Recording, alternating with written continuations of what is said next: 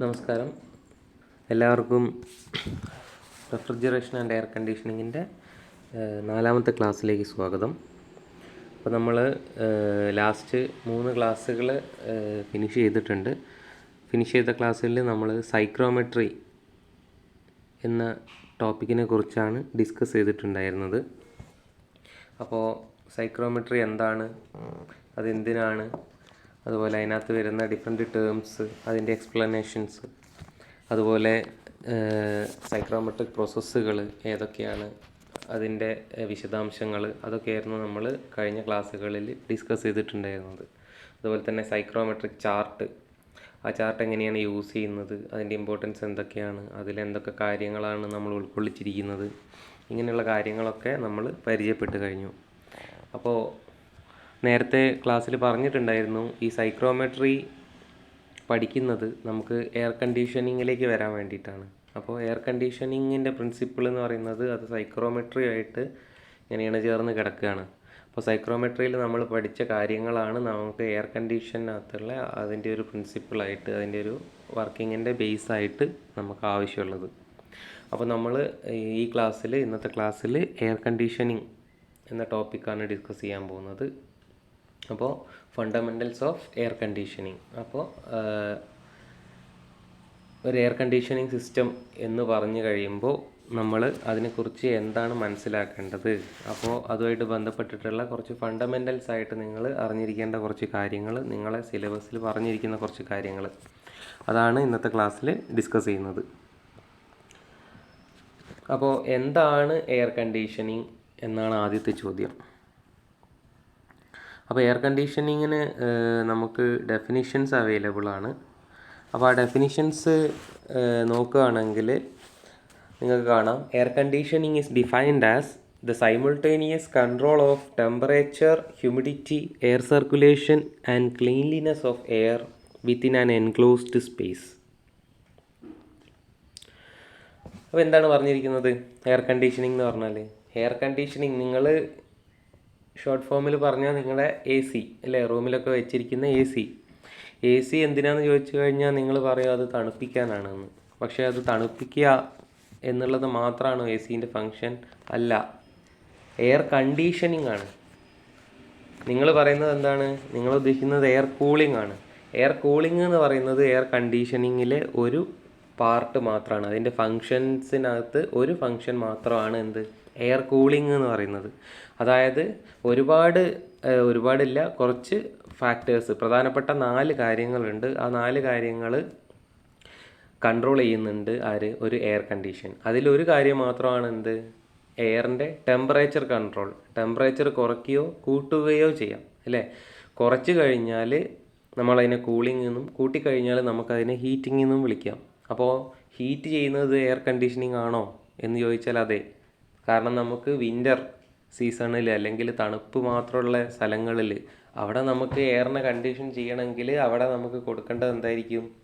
ചൂടുള്ള കാറ്റായിരിക്കും നമ്മൾ സപ്ലൈ ചെയ്യേണ്ടത്. അപ്പോൾ ചൂട് കാറ്റ് സപ്ലൈ ചെയ്താൽ അവിടുത്തെ എയറിനെ അങ്ങനെയാണ് കണ്ടീഷൻ ചെയ്യാൻ പറ്റുക. കാരണം ഒരുപാട് തണുപ്പുള്ള സ്ഥലത്ത് നമുക്ക് ചൂടാണ് വേണ്ടത്. എല്ലാവരും തീയൊക്കെ കൂട്ടി തീ കായുന്നതൊക്കെ എന്തിനു വേണ്ടിയിട്ടാണ്? തണുപ്പുള്ളപ്പോൾ ചൂട് കിട്ടാൻ വേണ്ടിയിട്ടാണ്. അപ്പോൾ തണുപ്പുള്ള സ്ഥലത്തുള്ള എയർ കണ്ടീഷനിങ് സിസ്റ്റം എപ്പോഴും എന്താണ് വേണ്ടത്? ചൂടാണ് കൊടുക്കേണ്ടി വരിക. അപ്പോൾ ഒരിക്കലും എയർ കണ്ടീഷനിങ് എന്ന് പറഞ്ഞാൽ തണുപ്പിക്കൽ മാത്രമാണ് എന്നുള്ളൊരു കൺസെപ്റ്റ് ഉണ്ടെങ്കിൽ അത് ഒഴിവാക്കുക. എയർ കണ്ടീഷനിങ് എന്ന് പറഞ്ഞാൽ ഹീറ്റിംഗ് ഉണ്ടാവും, കൂളിംഗ് ഉണ്ടാവും. അത് ടെമ്പറേച്ചർ കൺട്രോളാണ്. അതുകൂടാതെ പിന്നെ എന്തൊക്കെ കാര്യങ്ങളാണ് വരുന്നത്? അത് കൂടാതെ വരുന്ന പ്രധാനപ്പെട്ട ഒരു കാര്യമാണ് ഹ്യൂമിഡിറ്റി കൺട്രോൾ. ഹ്യൂമിഡിറ്റി എന്താണെന്നുള്ളത് നമ്മൾ സൈക്രോമെട്രിയിൽ പഠിച്ചു കഴിഞ്ഞതാണ്. അന്തരീക്ഷത്തിലുള്ള വേപ്പർ കണ്ടൻറ്റിൻ്റെ അളവിനെയാണ് നമ്മൾ എന്ത് പറയുന്നത്? ഹ്യൂമിഡിറ്റി എന്ന് പറയുന്നത്. അതായത് അറ്റ്മോസ്ഫിയറിക് എയറിലുള്ള കണ്ടൻറ്റ് ഓഫ് വേപ്പറിനെയാണ് നമ്മൾ എന്ത് പറയുന്നത്? ഹ്യൂമിഡിറ്റി എന്ന് പറയുന്നത്. ആ ഹ്യൂമിഡിറ്റി കൂടിക്കഴിയുമ്പോൾ എന്ത് സംഭവിക്കും? കുറഞ്ഞു കഴിയുമ്പോൾ എന്ത് സംഭവിക്കും? നമ്മൾ പറഞ്ഞിട്ടുണ്ടായിരുന്നു, ഹ്യൂമിഡിറ്റി മാക്സിമം ആയി കഴിഞ്ഞാൽ ആ എയറിനെ നമ്മൾ സാച്ചുറേറ്റഡ് എയർ എന്നാണ് പറയുക. അതായത് 100% റിലേറ്റീവ് ഹ്യൂമിഡിറ്റി ഉള്ള എയറാണ് എന്ത്? Saturated air. അപ്പോൾ ഏകദേശം ഒരു 85, 90, 95% ഒക്കെ റിലേറ്റീവ് ഹ്യൂമിഡിറ്റി ഉള്ള എയർ എന്ന് പറഞ്ഞാൽ ഓൾമോസ്റ്റ് എന്താണ്? നിയറസ്റ്റ് ടു സാച്ചുറേറ്റഡ് സ്റ്റേറ്റ് ആണ്. അപ്പോൾ അങ്ങനെയുള്ള എയറിനെ സംബന്ധിച്ചിടത്തോളം അവിടെ ഇനി വേപ്പറിനെ ഉൾക്കൊള്ളാനുള്ള സ്പേസ് എന്ന് പറഞ്ഞു കഴിഞ്ഞാൽ വളരെ കുറവാണ്. അപ്പോൾ ഇനി അവിടെ ഇവാപ്പറേഷൻ നടക്കാനുള്ള ചാൻസ് എന്ന് പറഞ്ഞാൽ അതും വളരെ കുറവാണ്, അല്ലെങ്കിൽ വളരെ ബുദ്ധിമുട്ടാണ് അവിടെ ഇവാപ്പറേഷൻ നടക്കാൻ വേണ്ടിയിട്ട്. അങ്ങനെയുള്ള സ്ഥലത്ത് നമുക്ക് ഒരു കംഫേർട്ട് ഫീൽ ചെയ്യൂല. നമുക്ക് എപ്പോഴും നമുക്ക് ഒരു ഇവാപ്പറേഷൻ ബോഡിയിൽ വിയർക്കുകയോ വിയർപ്പ് ഇവാപ്പറേറ്റ് ചെയ്ത് പോവുകയോ ചെയ്യാത്തത് കൊണ്ട് നമുക്ക് എപ്പോഴും ഒരു ഒരു ഒരു ഭയങ്കര ഒരു വിങ്ങൽ, ഒരു വല്ലാത്തൊരു അവസ്ഥ ഫീൽ ചെയ്യും, ഒരു ഡിസ്കംഫേർട്ട് ഫീൽ ചെയ്യും. അതുപോലെ തന്നെ ഈ റിലേറ്റീവ് ഹ്യൂമിഡിറ്റി ഒരുപാട് കുറഞ്ഞു പോയി കഴിഞ്ഞാൽ, ഇപ്പോൾ ഒരുപാട് വിൻ്റർ അല്ലെങ്കിൽ തണുപ്പുള്ള സ്ഥലങ്ങളിലൊക്കെ ആയിരിക്കും അങ്ങനെ ഒരു അവസ്ഥ ഉണ്ടാവുക.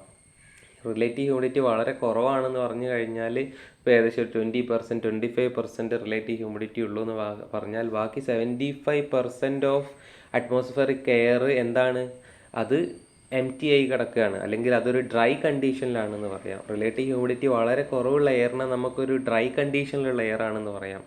ആ എയറിൻ്റെ ഒരു ടെൻഡൻസി എന്ന് പറഞ്ഞാൽ എവിടെയെങ്കിലും വാട്ടറിൻ്റെ സോഴ്സസ് ഉണ്ടെങ്കിൽ അതിനെയൊക്കെ പെട്ടെന്ന് തന്നെ അത് എന്ത് ചെയ്യും, ഇവാപ്പറേറ്റ് ചെയ്തിട്ട് വേപ്പറാക്കി മാറ്റാൻ നോക്കും.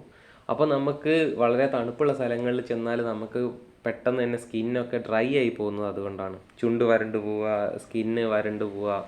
അപ്പോൾ അതിന് നമ്മൾ മോയ്സ്ചറൈസിങ് ക്രീമുകളൊക്കെ തണുപ്പുള്ള സ്ഥലങ്ങളിലേക്കൊക്കെ പോകുന്ന സമയത്ത് ഉപയോഗിക്കാറുണ്ട്. അതെന്തിനു വേണ്ടിയിട്ടാണ്? ഈ ഇവാപ്പറേഷൻ തടയാൻ വേണ്ടിയിട്ടാണ്. അതിൻ്റെ ഇടയ്ക്ക് ഒരു കോട്ടിങ് ലെയർ, ഒരു ഇൻസുലേറ്റഡ് കോട്ടിങ് പോലെ ഈ ഒരു നമ്മൾ മുഖത്ത് തേക്കുന്ന ജെല്ലുകൾ കാര്യങ്ങളൊക്കെ ഒരു കോട്ടിങ് പോലെ, ഒരു ഇൻസുലേറ്റർ പോലെ നിൽക്കാൻ വേണ്ടിയിട്ടാണ്. അപ്പോൾ നമ്മൾ ഹ്യൂമിഡിറ്റി കൺട്രോൾ എന്ന് പറഞ്ഞത്, ഞാനിപ്പോൾ ഹ്യൂമിഡിറ്റി കൂടിക്കഴിഞ്ഞാലും കുറഞ്ഞു കഴിഞ്ഞാലും ഉള്ള ബുദ്ധിമുട്ട് എന്തൊക്കെയാണെന്നുള്ളത് നിങ്ങളോട് പറഞ്ഞു. അപ്പോൾ ആ ഹ്യൂമിഡിറ്റി നമുക്കൊരു നിശ്ചിത ലെവലിൽ, നമുക്ക് കംഫർട്ടായിട്ടുള്ള ഒരു ലെവലിൽ മെയിൻറ്റെയിൻ ചെയ്യാമെന്ന് പറഞ്ഞതും എയർ കണ്ടീഷനിങ്ങിൻ്റെ ഒരു പ്രധാനപ്പെട്ട ഫങ്ഷനാണ്. പിന്നെ വരുന്നത് എയർ സർക്കുലേഷനാണ്. എയർ സർക്കുലേഷൻ നിങ്ങൾക്കറിയാം, നിങ്ങൾ എന്തിനാണ് ഫാൻ ഉപയോഗിക്കുന്നത്? അതായത് ചൂടെടുക്കുന്ന സമയത്ത്, നിങ്ങൾക്ക് വല്ലാതെ ചൂടെടുക്കുന്ന സമയത്ത് നിങ്ങൾ ഫാൻ ഇടും. ഫാൻ ഇടുന്നത് എന്തിനു വേണ്ടിയിട്ടാണ്? നിങ്ങൾക്കൊരു ആ എയർ അല്ലേ, നിങ്ങളുടെ ചുറ്റുമുള്ള എയറിനകത്ത് ഒരു ഫ്ലോ ക്രിയേറ്റ് ചെയ്യാൻ വേണ്ടിയിട്ടാണ്. ആ എയറിന് ഒരു വെലോസിറ്റി ഉണ്ടാക്കാൻ വേണ്ടിയിട്ടാണ്. അപ്പോൾ നിങ്ങൾക്ക് ഉറപ്പാണ് എയറിന് ഒരു ഫ്ലോ വന്നു കഴിഞ്ഞാൽ നിങ്ങൾക്ക് ഒരു കംഫേർട്ട് ഫീൽ ചെയ്യുന്നുണ്ട് അല്ലേ? അല്ലെങ്കിൽ ചൂടെടുക്കുകയാണെങ്കിൽ നിങ്ങളെ തണുപ്പിക്കാൻ വേണ്ടിയിട്ട് ആ ഫാസ്റ്റ് മൂവിങ് എയറിന് പറ്റുന്നുണ്ട്. അപ്പോൾ എയർ സർക്കുലേഷനും എയർ കണ്ടീഷനിങ്ങിലെ പ്രധാനപ്പെട്ട ഒരു ഫാക്ടറാണ്. അപ്പോൾ അതുപോലെ പിന്നെ നാലാമതായിട്ട് വരുന്നത് എയറിൻ്റെ ക്ലീൻലിനെസ് ആണ്. അതായത് നിങ്ങൾക്കിപ്പോൾ ഒരു വല്ലാതെ പൊടിപടലമുള്ള, വല്ലാതെ പുകയുള്ള അല്ലേ, വണ്ടികൾ കുറേയുള്ള സ്ഥലങ്ങൾ, അല്ലെങ്കിൽ വല്ലാതെ പൊടിയുള്ളൊരു സ്ഥലത്ത് പോയി കഴിഞ്ഞിട്ട് ശ്വസിക്കുക എന്നൊക്കെ പറഞ്ഞു കഴിഞ്ഞാൽ അത് ഭയങ്കര ഡിസ്കംഫേർട്ടായിരിക്കും. അലർജിക് ആയിട്ടുള്ള ആളുകളുണ്ടാവും. അപ്പോൾ അവർക്കൊക്കെ അസുഖങ്ങൾ വരുത്തി വയ്ക്കുന്ന ഒരു സംഭവമാണ് ഈ ക്ലീൻ അല്ലാത്ത എയർ ശ്വസിക്കുക എന്ന് പറയുന്നത്. അപ്പോൾ നമുക്ക് ശ്വസിക്കാനുള്ള എയറിനെ ക്ലീനായിട്ട് തരിക എന്ന് പറയുന്നതും എയർ കണ്ടീഷനിങ്ങിൻ്റെ ഒരു ഫങ്ഷനാണ്. അപ്പോൾ എയർ കണ്ടീഷനിങ്ങിൻ്റെ ഫങ്ഷൻസ് എന്തൊക്കെയാണെന്ന് ചോദിച്ചാൽ പ്രധാനമായിട്ട് 4 ഫങ്ഷൻസ് ഉണ്ട്. അതിലൊന്ന് ടെമ്പറേച്ചർ കൺട്രോളാണ്, രണ്ടാമത്തത് ഹ്യൂമിഡിറ്റി കൺട്രോളാണ്, മൂന്നാമത്തത് എയർ സർക്കുലേഷൻ ഉണ്ടാക്കുക എന്നുള്ളതാണ്, നാലാമത്തത് എയറിനെ ക്ലീൻ ചെയ്യുക എന്നുള്ളതാണ്. അപ്പോൾ ഈ 4 ഫങ്ഷൻസും കൂടി ചേർന്നാൽ അതിനെ നമുക്ക് ഒരു എയർ കണ്ടീഷനിങ് സിസ്റ്റം എന്ന് വിളിക്കാം. അപ്പോൾ not only the cooling or heating but also it includes all the functions of temperature control, humidity control, air circulation and cleanliness of air. അപ്പോൾ ഇതെല്ലാം കൂടെ ഒരുമിച്ച് ചെയ്യുന്ന ഒരു പരിപാടിനെയാണ് നമ്മൾ എന്ത് പറയുന്നത്? എയർ കണ്ടീഷനിങ് എന്ന് പറയുന്നത്. ഇതാണ് ആ ഒരു ഫസ്റ്റ് ഡെഫിനിഷൻ്റെ അർത്ഥം. ഓക്കെ, പറയുന്ന സമയത്ത് ഇത്ര മാത്രമേ ഉള്ളൂ എങ്കിലും ഒരുപാട് കാര്യങ്ങൾ അതിനകത്ത് അടങ്ങിയിരിക്കുന്നുണ്ട്. നമ്മൾ അതിൻ്റെ എയർ കണ്ടീഷനിങ്ങായിട്ട് ബന്ധപ്പെട്ട കുറേ കൺസെപ്ച്വൽ കാര്യങ്ങളാണ് നമ്മൾ ഇന്ന് ഡിസ്കസ് ചെയ്യാനുള്ളത്. അപ്പോൾ നമ്മളിപ്പോൾ ഡിസ്കസ് ചെയ്ത കാര്യങ്ങളാണ് അതിൻ്റെ താഴേക്കൊക്കെ പറഞ്ഞിട്ടുള്ളത്. ഓക്കെ, ഇനി നമുക്ക് ഈ പറയുന്ന 4 കാര്യങ്ങൾ, അതായത് ടെമ്പറേച്ചറിനെ നമ്മൾ ഡ്രൈ ബൾബ് ടെമ്പറേച്ചർ എന്നാണ് പറയുന്നത്. ഓർഡിനറി തെർമോമീറ്റർ വെച്ചിട്ട് നമ്മൾ സാധാരണ മെഷർ ചെയ്യുന്ന ടെമ്പറേച്ചർ ഡ്രൈ ബൾബ് ടെമ്പറേച്ചറാണ്, DBT. അതുപോലെ തന്നെ റിലേറ്റീവ് ഹ്യൂമിഡിറ്റി, എയർ മൂവ്മെൻറ്റ്, അതുപോലെ ഫ്രഷ് എയറിൻ്റെ അളവ്. ഇതൊക്കെ ഒരു കംഫേർട്ട് ആയിട്ട് ഒരാൾക്ക് ഉള്ള കംഫേർട്ട് സോൺ എന്ന് പറയുന്നത്, ആ ഒരു റേഞ്ച് എന്ന് പറയുന്നത് ഡ്രൈ ബൾബ് ടെമ്പറേച്ചർ ഏകദേശം ഒരു 18 ഡിഗ്രി സെൽഷ്യസ് മുതൽ 25 ഡിഗ്രി സെൽഷ്യസ് വരെയുള്ള ടെമ്പറേച്ചറാണ് നമുക്ക് ഏകദേശം ഒരു കംഫർട്ട് റീജിയണിൽ ഉണ്ടാകുന്ന ഡ്രൈ ബൾബ് ടെമ്പറേച്ചർ എന്ന് പറയുന്നത്. അതുപോലെ 50% റിലേറ്റീവ് ഹ്യൂമിഡിറ്റിയാണ് എയർ കണ്ടീഷനിങ് ഒക്കെ വേണ്ടിയിട്ട് ഉപയോഗിക്കുന്നത്. അതാണ് നമുക്ക് കംഫർട്ടായിട്ടുള്ളത്. അതിൽ കൂടിക്കഴിഞ്ഞാലും അതിൽ കുറഞ്ഞു കഴിഞ്ഞാലും നമുക്ക് ഡിസ്കംഫർട്ട് ഫീൽ ചെയ്യും. എയർ മൂവ്മെൻറ്റ് എപ്പോഴും ഒരു 10 to 25 മീറ്റർ/മിനിറ്റ് ആ ഒരു റേഞ്ചിൻ്റെ ഉള്ളിൽ എയർ മൂവ്മെൻറ്റ് ഉള്ളതാണ് നമുക്ക് കംഫർട്ടായിട്ട് ഫീൽ ചെയ്യുക. എയർ സ്റ്റില്ലായിട്ട് തീരെ ഒരു ഫ്ലോ ഇല്ലാതെ നിന്ന് കഴിഞ്ഞാൽ നമുക്ക് ആവശ്യത്തിനുള്ള ഈ ഹീറ്റ് ട്രാൻസ്ഫർ ബോഡിയിൽ നടക്കാതെ വരും. അല്ലെങ്കിൽ ഒരുപാട് ഫ്ലോ വന്നു കഴിഞ്ഞാൽ അതും നമുക്ക് ഡിസ്കംഫർട്ടാണ്. അപ്പോൾ ആ ഒരു റേഞ്ച് നമുക്ക് ആവശ്യമുള്ള കംഫർട്ടായിട്ടുള്ള ഒരു റേഞ്ചിനെ ആണ് നമ്മൾ 10 to 25 മീറ്റർ/മിനിറ്റ് ഒരു ഏകദേശ വാല്യൂ ആണ് അങ്ങനെ സൂചിപ്പിക്കുന്നത്. അതുപോലെ ഒരു 25% ഓഫ് ഫ്രഷ് എയർ, ഒരു ഏകദേശം ആ ഒരു റേഞ്ചിലുള്ള ഫ്രഷ് എയർ നമുക്ക് എപ്പോഴും ശ്വസിക്കാനുള്ള എയറിനകത്ത് ഉണ്ടാവണം. അതിൽ കുറഞ്ഞു കഴിഞ്ഞാൽ നമുക്ക് എന്ത് ചെയ്യും, ഓക്സിജൻ്റെ അഭാവം ശരീരത്തിന് വരികയും അതുമായിട്ട് ബന്ധപ്പെട്ടിട്ടുള്ള ക്ഷീണമോ ബാക്കിയുള്ള ബുദ്ധിമുട്ടുകളോ അല്ലെങ്കിൽ ഒരു ഒരു ഒരു ഫിസിക്കൽ ഫിറ്റ്നസ് ഇല്ലാത്തൊരവസ്ഥ നിങ്ങൾക്ക് ഉണ്ടാവും. ഓക്കെ, ഇനി നമുക്ക് എയർ കണ്ടീഷനിങ്ങിൻ്റെ ആപ്ലിക്കേഷൻസ് ഇതെവിടേക്കാണ് ഉപയോഗിക്കുന്നത് എന്നുള്ളതാണ്. നിങ്ങളിപ്പോൾ എവിടെയൊക്കെ കണ്ടിട്ടുണ്ടാവും എയർ കണ്ടീഷനിങ് നിങ്ങൾ വീടുകളിൽ തണുപ്പിക്കാൻ ഉപയോഗിക്കുന്നുണ്ട് അല്ലേ? അതുപോലെ തന്നെ മാളുകളിലുണ്ട്. മാളുകളിൽ വലിയ സെൻട്രലൈസ്ഡ് AC ഒക്കെ ഉണ്ട്. അതുപോലെ തന്നെ തിയേറ്ററുകളിലുണ്ട് അല്ലേ? ആളുകൾ കൂടുതൽ കൂടുന്ന ഇങ്ങനെയുള്ള സ്ഥലങ്ങളിൽ. അതുപോലെ ഇപ്പോൾ ഒരുവിധ ഷോപ്പുകളിലും കാര്യങ്ങളൊക്കെ ഉണ്ട്. അപ്പോൾ അങ്ങനെയുള്ള പൊതുവായിട്ട് കാണുന്ന കാര്യങ്ങൾ. അതല്ലാതെയും പല ആപ്ലിക്കേഷൻസ് ഉണ്ട് റെഫ്രിജറേഷന്. പല ആവശ്യങ്ങൾക്കും റെഫ്രിജറേഷൻ അല്ലെങ്കിൽ ലോ ടെമ്പറേച്ചറിൽ പല സാധനങ്ങളും കീപ്പ് ചെയ്യേണ്ടത് വളരെ അത്യാവശ്യമാണ്. അതിൽപ്പെട്ട കുറച്ച് കാര്യങ്ങൾ ആണ് ഈ ഫിഗറിനകത്ത് കാണുന്നത്. അപ്പോൾ അതിനകത്ത് ആദ്യം തന്നെ food industry, ice candy, beverage, bakery, meat, poultry, fish, dairy product, ഇങ്ങനെയുള്ള സാധനങ്ങളൊക്കെ സൂക്ഷിക്കാൻ വേണ്ടിയിട്ട് നമുക്ക് ലോ ടെമ്പറേച്ചർ ആവശ്യമാണ്. അപ്പോൾ അങ്ങനെയുള്ള സ്ഥലങ്ങളിലൊക്കെ എയർ കണ്ടീഷനിങ് എന്ത് ചെയ്യുന്നുണ്ട്, യൂസ് ചെയ്യുന്നുണ്ട്.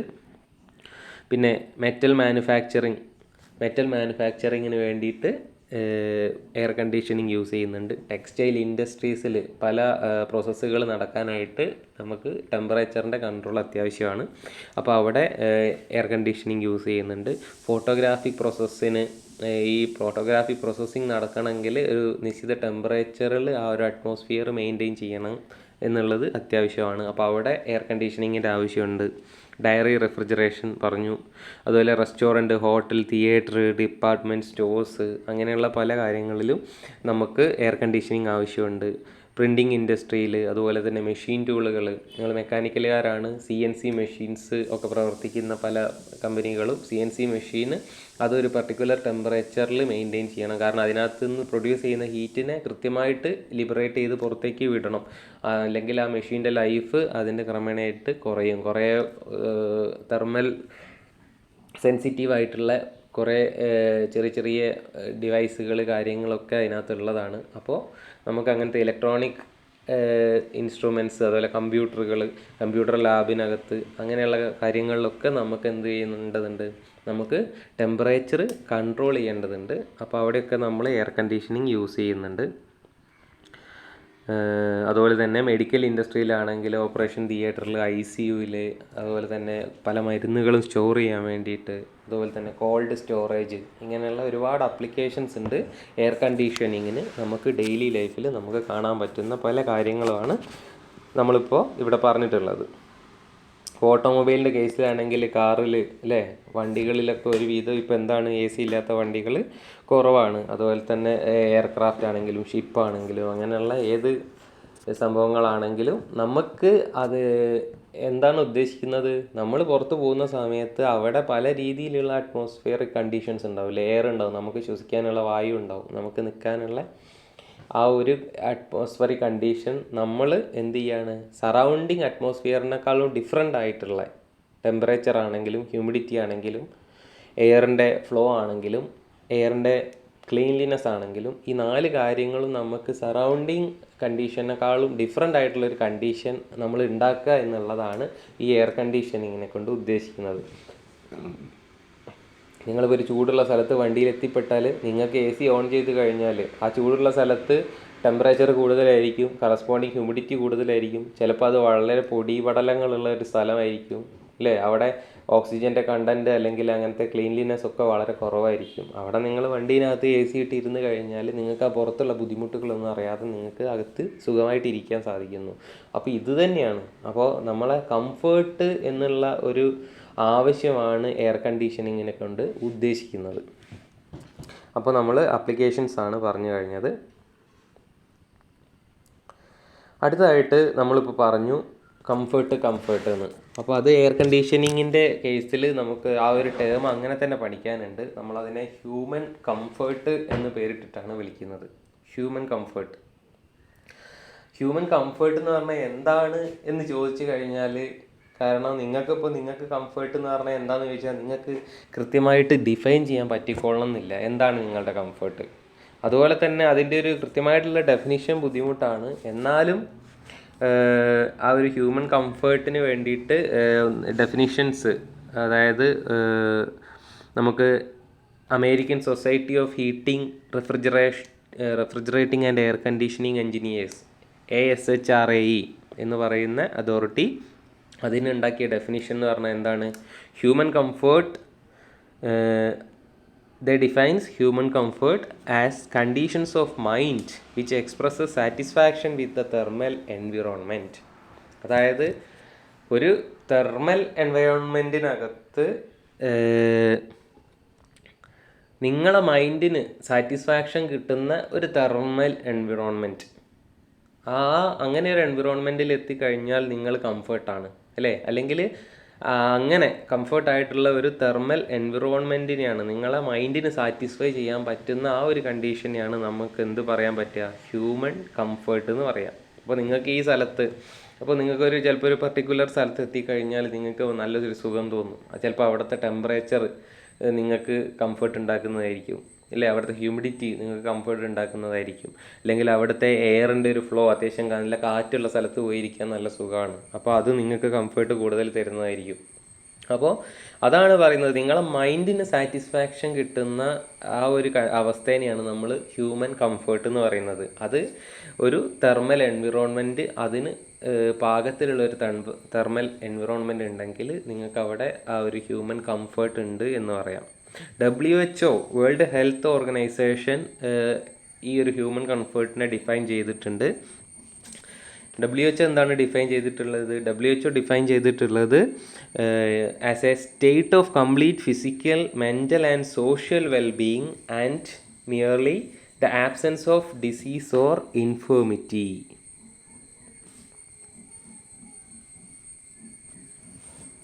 ഇതാണ് WHOയുടെ ഡെഫിനിഷൻ. എന്താണ്?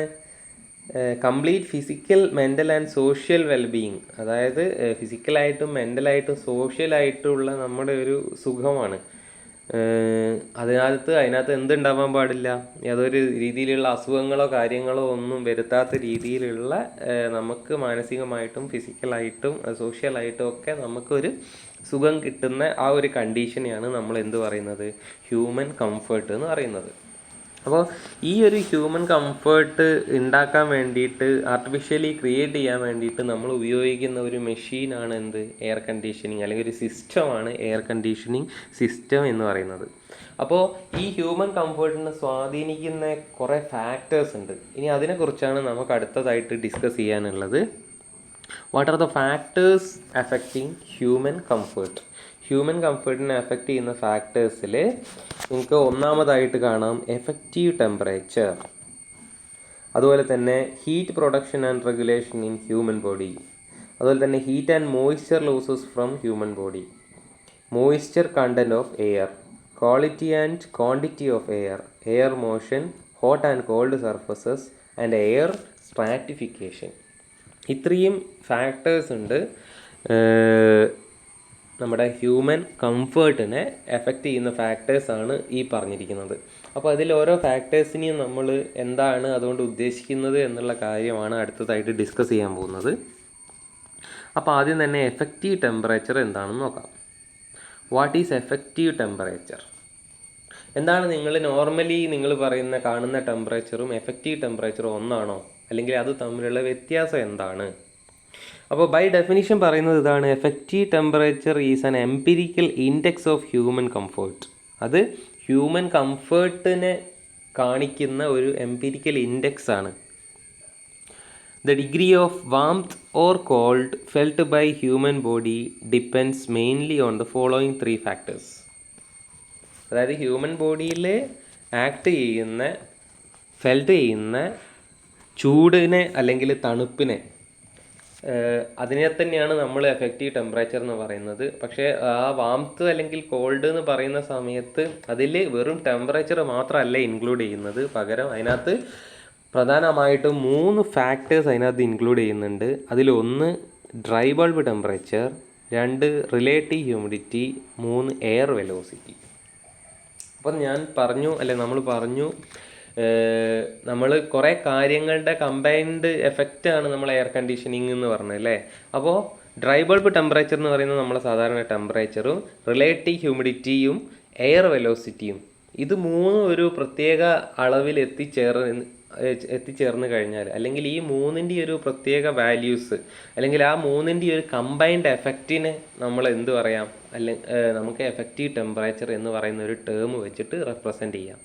അപ്പോൾ എഫക്റ്റീവ് ടെമ്പറേച്ചർ നമ്മൾ ഒരു ഡിഗ്രി സെൽഷ്യസിലാണ് പറയുന്നതെങ്കിൽ പോലും ആ എഫക്റ്റീവ് ടെമ്പറേച്ചറിന് ഒരു നിശ്ചിത വാല്യൂ, ഒരു 25 ഡിഗ്രി സെൽഷ്യസ് എഫക്റ്റീവ് ടെമ്പറേച്ചർ എന്ന് പറഞ്ഞു കഴിഞ്ഞാൽ അതിൻ്റെ അർത്ഥം അവിടെ ഡ്രൈ ബൾബ് ടെമ്പറേച്ചറിന് ഒരു നിശ്ചിത വാല്യൂ ഉണ്ടാവും, അതുപോലെ തന്നെ റിലേറ്റീവ് ഹ്യൂമിഡിറ്റിക്ക് ഒരു നിശ്ചിത വാല്യൂ ഉണ്ടാവും, അവിടുത്തെ എയർ വെലോസിറ്റിക്കും ഒരു നിശ്ചിത വാല്യൂ ഉണ്ടാവും. ഈ 3ഉം ഒരു നിശ്ചിത വാല്യൂവിൽ എത്തിക്കഴിഞ്ഞാൽ, അല്ലെങ്കിൽ ആ 3ൻ്റെയും ഒരു കമ്പൈൻഡ് എഫക്റ്റായിട്ട് നമ്മൾ ആ 3ൻ്റെയും കമ്പൈൻഡ് എഫക്റ്റിനെ സൂചിപ്പിക്കുന്ന ഒരു ഇൻഡെക്സ് ആണ് എഫക്റ്റീവ് ടെമ്പറേച്ചർ എന്ന് പറയുന്നത്. അതുകൊണ്ട് തന്നെ ഒരു സ്ഥലത്തെ എഫക്റ്റീവ് ടെമ്പറേച്ചർ ഡയറക്റ്റ്ലി മെഷർ ചെയ്യാൻ നമുക്ക് പറ്റൂല. അത് ഈ 3 എണ്ണത്തിൻ്റെയും കമ്പൈൻഡ് എഫക്റ്റായിട്ട് നമ്മൾ കാൽക്കുലേറ്റ് ചെയ്തെടുക്കുന്ന ഒരു വാല്യൂ ആണ് എഫക്റ്റീവ് ടെമ്പറേച്ചർ എന്ന് പറയുന്നത്. ഓക്കെ, അപ്പോൾ എഫക്റ്റീവ് ടെമ്പറേച്ചർ എന്ന് പറഞ്ഞു കഴിഞ്ഞാൽ അതൊരു സാധാരണ ടെമ്പറേച്ചർ അല്ല, അത് combined effect of dry bulb temperature, relative humidity and air velocity ആണ്. ഈ 3 ഫാക്ടേഴ്സ് കൃത്യമായിട്ട് ഓർത്ത് വെക്കേണ്ടതുണ്ട്. ഓക്കെ, അപ്പോൾ നമ്മളിപ്പോൾ പറഞ്ഞുകൊണ്ടിരിക്കുന്നത് എന്താണ്, നമ്മുടെ ഹ്യൂമൻ കംഫേർട്ട് അല്ലേ, ഹ്യൂമൻ കംഫേർട്ടിനെ എഫക്റ്റ് ചെയ്യുന്ന ഫാക്ടേഴ്സാണ്. അതിൽ ഒന്നാമത്തെ ഫാക്ടറായ എഫക്റ്റീവ് ടെമ്പറേച്ചർ എന്ന് പറഞ്ഞാൽ it is a combined effect of dry bulb temperature, relative humidity and air velocity ആണ് എന്നുള്ളതാണ് നമ്മളിപ്പോൾ കണ്ടത്. അപ്പോൾ എഫക്റ്റീവ് ടെമ്പറേച്ചർ നമ്മൾ പറഞ്ഞു കഴിഞ്ഞു. അടുത്തതായിട്ട് നമുക്ക് പറയാനുള്ളത് heat production and regulation in human body. അതിൽ 2ാമത്തെ ഫാക്ടറാണ് അല്ലേ, ഹ്യൂമൻ കംഫേർട്ടിനെ സ്വാധീനിക്കുന്ന 2ാമത്തെ ഫാക്ടറാണ് heat production and regulation in human body.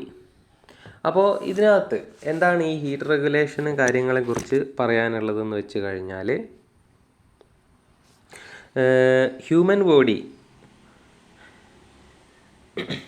Body ഒരു ഹീറ്റ് എൻജിൻ പോലെ ആക്ട് ചെയ്യുന്നു എന്നാണ് പറയുന്നത്. ഹ്യൂമൻ ബോഡി ഒരു ഹീറ്റ് എൻജിനായിട്ട് ആക്ട് ചെയ്യുന്നു, അല്ലെങ്കിൽ ഹീറ്റ് എൻജിൻ പോലെ ആക്ട് ചെയ്യുന്നു. എന്താണ് അതിൻ്റെ അർത്ഥം? എന്താണ് ഒരു ഹീറ്റ് എൻജിൻ എന്ന് പറഞ്ഞാൽ? ഹീറ്റ് എൻജിൻ എന്ന് പറഞ്ഞു കഴിഞ്ഞാൽ നമ്മുടെ ഒരു ഫ്യൂവലിനെ ബേൺ ചെയ്തിട്ട് അതിൻ്റെ കെമിക്കൽ എനർജിയെ ഹീറ്റ് എനർജിയാക്കി മാറ്റുന്ന ഒരു മെഷീനെയാണ് നമ്മൾ എന്ത് പറയുന്നത്, ഹീറ്റ് എൻജിൻ എന്ന് പറയുന്നത്. അപ്പോൾ നമ്മുടെ ശരീരത്തിനെ ഒരു ഹീറ്റ് എൻജിനായിട്ട് ഉപമിക്കാനുള്ള കാരണം എന്തായിരിക്കും? കാരണം നമ്മുടെ ശരീരത്തിൽ നടക്കുന്നത് എന്താണ്, നമ്മളെ ശരീരത്തിൽ നമ്മൾ എനർജി പ്രൊഡ്യൂസ് ചെയ്യുന്നുണ്ട്. എന്ത് കഴിച്ചിട്ട്? ഭക്ഷണം കഴിച്ചിട്ട്. ആ ഭക്ഷണം ദഹിപ്പിക്കുകയാണ് അല്ലേ. അതൊരു ടൈപ്പ് ഓഫ് ബേണിംഗ് ആണ്, ശരീരത്തിൻ്റെ ഉള്ളിൽ നടക്കുന്ന ഒരു ടൈപ്പ് ഓഫ് ബേണിംഗ് ആണ് ഭക്ഷണത്തിൻ്റെ ഡൈജഷൻ എന്ന് പറയുന്നത്. അപ്പോൾ ഈ ഒരു ഡൈജഷൻ നടക്കുന്ന സമയത്ത് ഒരുപാട് ഹീറ്റ് ബോഡിയിൽ എന്ത് ചെയ്യും, പ്രൊഡ്യൂസ് ചെയ്യപ്പെടും. ബോഡിയിനകത്ത് കുറേ ഹീറ്റ് പ്രൊഡ്യൂസ് ചെയ്യപ്പെടും. നിങ്ങളോട് പറയാറുണ്ട് ലൈറ്റ് ഫുഡുകൾ കഴിക്കണം, ഹെവി ഫുഡുകൾ ഒഴിവാക്കണം, പ്രത്യേകിച്ച് രാത്രിയിൽ ഹെവി ഫുഡ് കഴിക്കരുത്. ഈ ഹെവി ഫുഡ്, ലൈറ്റ് ഫുഡ് എന്നൊക്കെ പറഞ്ഞ് ഉദ്ദേശിക്കുന്നത് എന്താണ്? ദഹിക്കാൻ, ഡൈജഷൻ ഈസി ആയിട്ടുള്ള ഫുഡുകളെയാണ് നമ്മൾ ലൈറ്റ് ഫുഡ് എന്ന് പറയുന്നത്. ഡൈജഷന് ബുദ്ധിമുട്ടുള്ള ഫുഡുകൾ, അല്ലെങ്കിൽ പെട്ടെന്ന് ഡൈജസ്റ്റ് ചെയ്യാത്ത ഫുഡുകളെയാണ് നമ്മൾ ഹെവി ഫുഡ് എന്നുള്ള കാറ്റഗറിയിൽ പെടുത്തുന്നത്. ചില ടൈപ്പ് ഓഫ് മീറ്റുകൾ അങ്ങനെയുള്ള കാര്യങ്ങളൊക്കെ ഹെവി ഫുഡിൻ്റെ കാറ്റഗറിയിൽ പെടുത്താറുണ്ട്. അപ്പോൾ നിങ്ങൾക്ക് ഈ ചിക്കൻ അല്ലെങ്കിൽ ബീഫ് ഇങ്ങനെയുള്ള കാര്യങ്ങളൊക്കെ ഹെവി ഫുഡിൻ്റെ കേസിൽ പെടുത്തുക, പൊറോട്ട, ബിരിയാണി ഇങ്ങനെയുള്ള കാര്യങ്ങളൊക്കെ പെടുത്തുന്ന സമയത്ത് എന്താണ് ആ ഹെവി എന്ന് ഫീൽ ചെയ്യാൻ കാരണം അത് കഴിച്ചു കഴിഞ്ഞാൽ നിങ്ങൾക്ക് ശരീരം വല്ലാതെ ചൂടെടുക്കും അല്ലേ, വല്ലാതെ ചൂടെടുക്കും, ഒരു അസ്വസ്ഥത ഫീൽ ചെയ്യാൻ തുടങ്ങും. അത് കഴിക്കണ്ടായിരുന്നു എന്നുള്ളൊരു ഫീലിംഗ് അത് കഴിച്ചു കഴിഞ്ഞാൽ തോന്നുന്ന ടൈപ്പ് ഓഫ് ഫുഡുകളെയാണ് നമ്മൾ എപ്പോഴും ഹെവി ഫുഡ് എന്ന് പറയുന്നത്. ഓക്കെ, അപ്പോൾ അങ്ങനെയുള്ള ഹെവി ഫുഡുകൾ നമുക്ക് ഡിസ്കംഫേർട്ട് കഴിച്ചതിന് ശേഷം ഫീൽ ചെയ്യിക്കാനുള്ള കാരണം അത് ബോഡിയിൽ ഒരുപാട് ഹീറ്റ് പ്രൊഡ്യൂസ് ചെയ്യുന്നതുകൊണ്ടാണ്. അല്ലെങ്കിൽ അതിനെ ദഹിപ്പിക്കാൻ വേണ്ടിയിട്ട് ബോഡി ഒരുപാട് ഹീറ്റിനെ ഉപയോഗിച്ചിട്ട് അതിനെ ബേൺ ചെയ്തെടുക്കണം അല്ലേ, അതിനെ ബേൺ ചെയ്യാൻ വേണ്ടിയിട്ട് ഒരുപാട് ഹീറ്റ് ഉണ്ടാക്കുന്നത് കൊണ്ടാണ് അത് നമുക്ക് എന്ത് പറയുന്നത്, ഹെവി ആയിട്ട് പറയുന്നത്. അപ്പോൾ ബോഡിക്ക് അത്രയും ഹീറ്റ് പ്രൊഡ്യൂസ് ചെയ്യണ്ട എന്നുണ്ടെങ്കിൽ ലൈറ്റ് ഫുഡ് കഴിച്ചാൽ മതി. അത് പെട്ടെന്ന് തന്നെ വലിയൊരു അധ്വാനം ഇല്ലാതെ ബോഡിക്ക് ദഹിപ്പിക്കാൻ കഴിയും. അപ്പോൾ നമ്മൾ പറഞ്ഞു വരുന്നത് എന്താണ്, ബോഡി പ്രൊഡ്യൂസ് ചെയ്യുന്ന ഈ ഹീറ്റിനെ കുറിച്ചാണ്. ആ ഹീറ്റ് നമുക്കറിയാം, ബോഡി ടെമ്പറേച്ചർ എന്ന് പറയുന്നത് ബോഡിക്ക് ആവശ്യമുള്ള ടെമ്പറേച്ചറായിട്ട് കണക്കാക്കുന്നത് 37 ഡിഗ്രി സെൽഷ്യസ് ആണ്. 37 ഡിഗ്രി സെൽഷ്യസിലും കൂടുതൽ ബോഡിയിൽ ഉണ്ടായി കഴിഞ്ഞാൽ അത് നമ്മുടെ ഓർഗൻസിനൊക്കെ വളരെ നെഗറ്റീവായിട്ട് ബാധിക്കും. അങ്ങനെ ഉണ്ടാവാതിരിക്കണമെങ്കിൽ എന്ത് വേണം, 37 ഡിഗ്രി സെൽഷ്യസിൽ അധികമായിട്ട് ബോഡിയിൽ ഉണ്ടാകുന്ന ഹീറ്റ് അത് പല കാരണങ്ങൾ കൊണ്ടാവാം. നിങ്ങൾ ഭക്ഷണം കഴിക്കുന്നത് ഒരു കാരണമാണ്, അല്ലെങ്കിൽ നിങ്ങൾ എന്തെങ്കിലും ഫിസിക്കൽ ആക്ടിവിറ്റിയിൽ ഏർപ്പെടുന്നത് വേറൊരു കാരണമാണ്. അതായത് നിങ്ങൾ എന്തെങ്കിലും ഓടുക, ചാടുക, കളിക്കുക ഒക്കെ ചെയ്ത് കഴിഞ്ഞാൽ എന്ത് സംഭവിക്കും, നിങ്ങളെ ബോഡീനകത്ത് ഒരുപാട് ഹീറ്റ് പെട്ടെന്ന് ഉണ്ടാകും. ബോഡി ഹീറ്റ് ആവുക എന്ന് പറയില്ലേ, നിങ്ങൾ വാമപ്പ് ചെയ്യുക, ബോഡി ഹീറ്റ് ആവുക. അപ്പോൾ ഈ അധികമായിട്ടുണ്ടാകുന്ന ഹീറ്റിനെയൊക്കെ എന്ത് ചെയ്യണം, ബോഡി പുറത്തേക്ക് വിടണം. അപ്പോൾ ആ പുറത്തേക്ക് വിടുന്ന ആ ഒരു കാര്യമാണ് നമ്മൾ ഈ ഒരു ഹീറ്റ് പ്രൊഡക്ഷൻ ആൻഡ് റെഗുലേഷൻ എന്നുള്ള ടേം വെച്ചിട്ട് ഉദ്ദേശിക്കുന്നത്. അപ്പോൾ മെറ്റാബോളിസവും നമ്മൾ ചെയ്യുന്ന ഫിസിക്കൽ ആക്ടിവിറ്റിയൊക്കെ ബോഡിയിലെ ഹീറ്റ് വർദ്ധിപ്പിക്കാനുള്ള കാരണങ്ങളാവുന്നുണ്ടെന്ന് പറഞ്ഞു. ബോഡിയുടെ ടെമ്പറേച്ചർ 37 ഡിഗ്രി സെൽഷ്യസ് ആണെന്ന് പറഞ്ഞു. അപ്പോൾ ഈ 37 ഡിഗ്രി സെൽഷ്യസിൽ കൂടുതലായിട്ട് ബോഡിയിൽ വരുന്ന ഹീറ്റിനെയൊക്കെ പുറത്ത് വിടേണ്ടതുണ്ട് കൃത്യമായിട്ട്. എന്നാലേ ബോഡിയുടെ അവയവങ്ങളുടെ ഫങ്ഷൻ അതിൻ്റെ സ്വാഭാവികമായ തോതിൽ നടക്കുള്ളൂ.